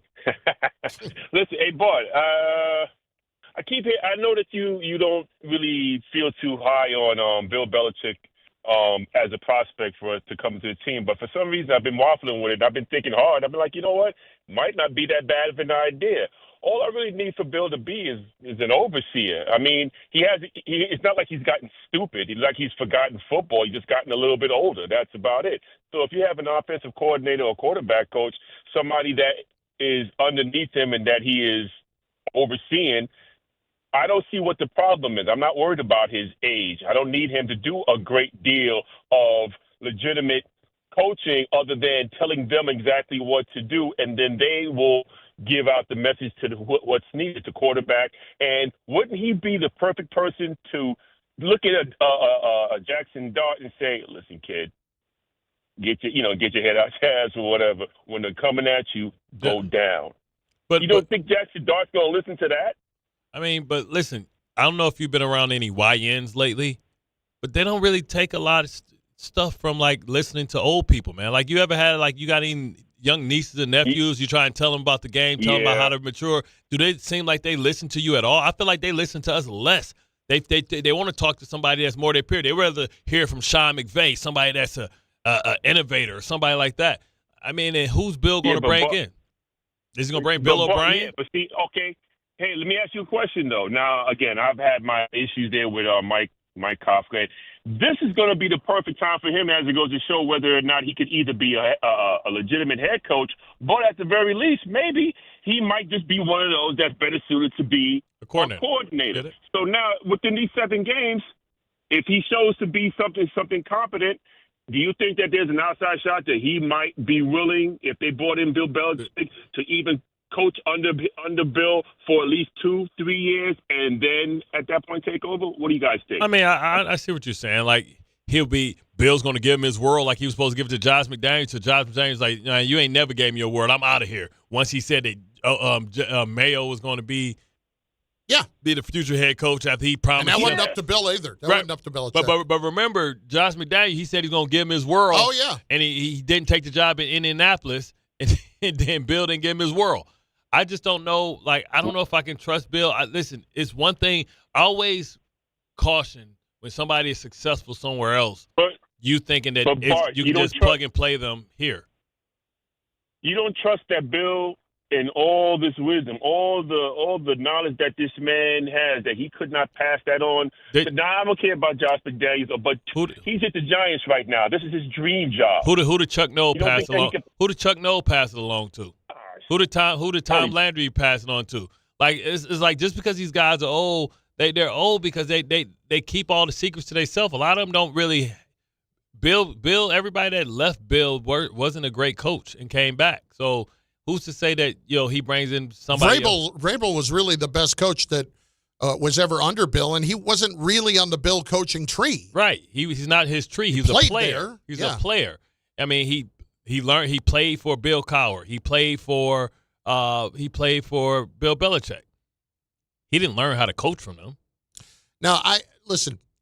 If I'm going to look at Belichick, I'm obviously having strong questions about his staff, about guys who are going to be able to connect with younger players, but I cannot deny that level of success. And I'm not making a 10-year commitment to the guy. If I want to win you're making a 5. He's not going to sign nothing. He's not going to sign no damn 3-year. You want to bet? Why would you even offer a coach a 3-year deal? Because he's Belichick at 74. 3 years. You know how fast 3 years go? I understand. Do you think Belichick is not going to take a 3-year contract from the Giants? I mean, he might take whatever you can give him, but you're not serving yourself well. So if he does good the first year, you're going to give him extension like you gave Dayball and Shane, and then you stuck with that contract again? I don't have to do anything when it comes to Belichick. Like, I can set the terms on what this is going to be, because otherwise he ain't getting a sniff anywhere right now. But to me, and that's kind of silly. And how's he going to walk out on his team after he just promised them they did all this stuff to get him money? He going to leave them in 1 year? First of all, when it comes to NIL now, players will completely understand that, because you're going to say we're going to walk out. Well, you just got money as a player to come here, and if you don't get more, you're going to go somewhere else. Guys are going to 3 and 4 colleges now. I get it, but now they've already spent NIL money on the place I would want to go. Then where does that leave me? And they'll find it the next year if they want you. Trust me on that. What I'm saying is, Bill, you came in my son's living room, told him that about being honorable, commitment, loyalty, and you come and stay for a year, and my kid's stuck here with somebody else having to figure out where he going to go? I would say anybody that was paying attention understood that Belichick had a free out after 1 year, and that was made very public, that there's no buyout if he's leaving for the NFL. Yeah, with his son as the predecessor. I don't know if that's going to happen. I don't know if that's going to happen. Speaking of the Giants, I do want to hear a little bit here. This should be interesting. Shane Bowen speaking. Two things. Number one, on Kafka being named the interim head coach. Moving forward here, obviously got a great relationship with Coach Kafka through these past 2 seasons. Excited about the opportunity for him. And again, my focus is doing my best to get our guys in a position to make plays where we can finish these games and perform better defensively when it matters most. Where's the BS translator in there? Oh, he said defensively, perform defensively, so that has nothing to do with Kafka. He's talking about himself there. Yeah. And then there's this on Dable getting fired and needing to be better. Very appreciative of my time with him these past 2 years. Has done a lot for me, learned a lot from him. Really can't say enough good things about him as a leader and what he's meant to me over these past 2 years, and wish him nothing but the best. There's responsibility that falls on me. We haven't been good enough defensively, particularly closing out games. Something we're working at, evaluating everything, scheme, personnel, different situations, what we can do to continue to improve and find ways to be at our best when it matters most. Find ways to put these players in positions to make plays at critical parts of the game when it matters most. So it's something we're continuing to dive into, continuing to work at. We got to find ways to win these games, not give it up in the fourth quarter. Well, you've been the problem.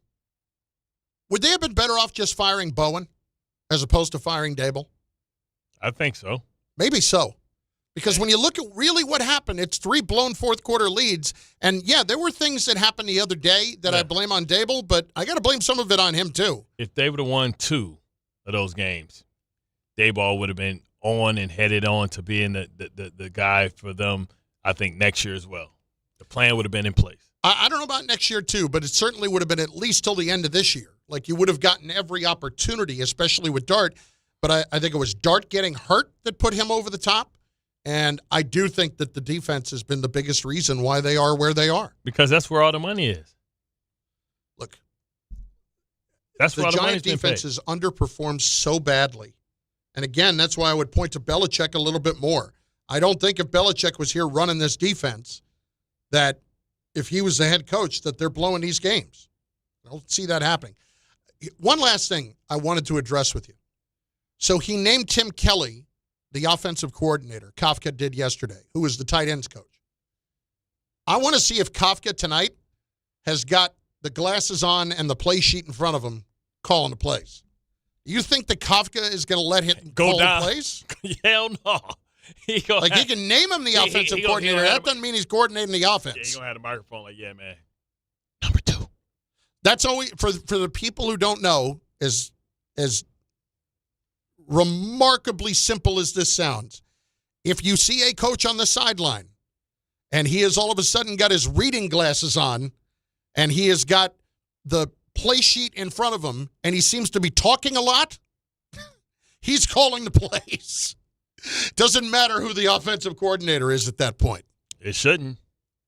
Bart Carlin, ESPN New York. So Jets, Dolphins tonight. We'll be watching that. We'll be seeing Kafka on Sunday and see what that looks like. And we've got a big show for you tomorrow, including the great Chris Canty. Michael K.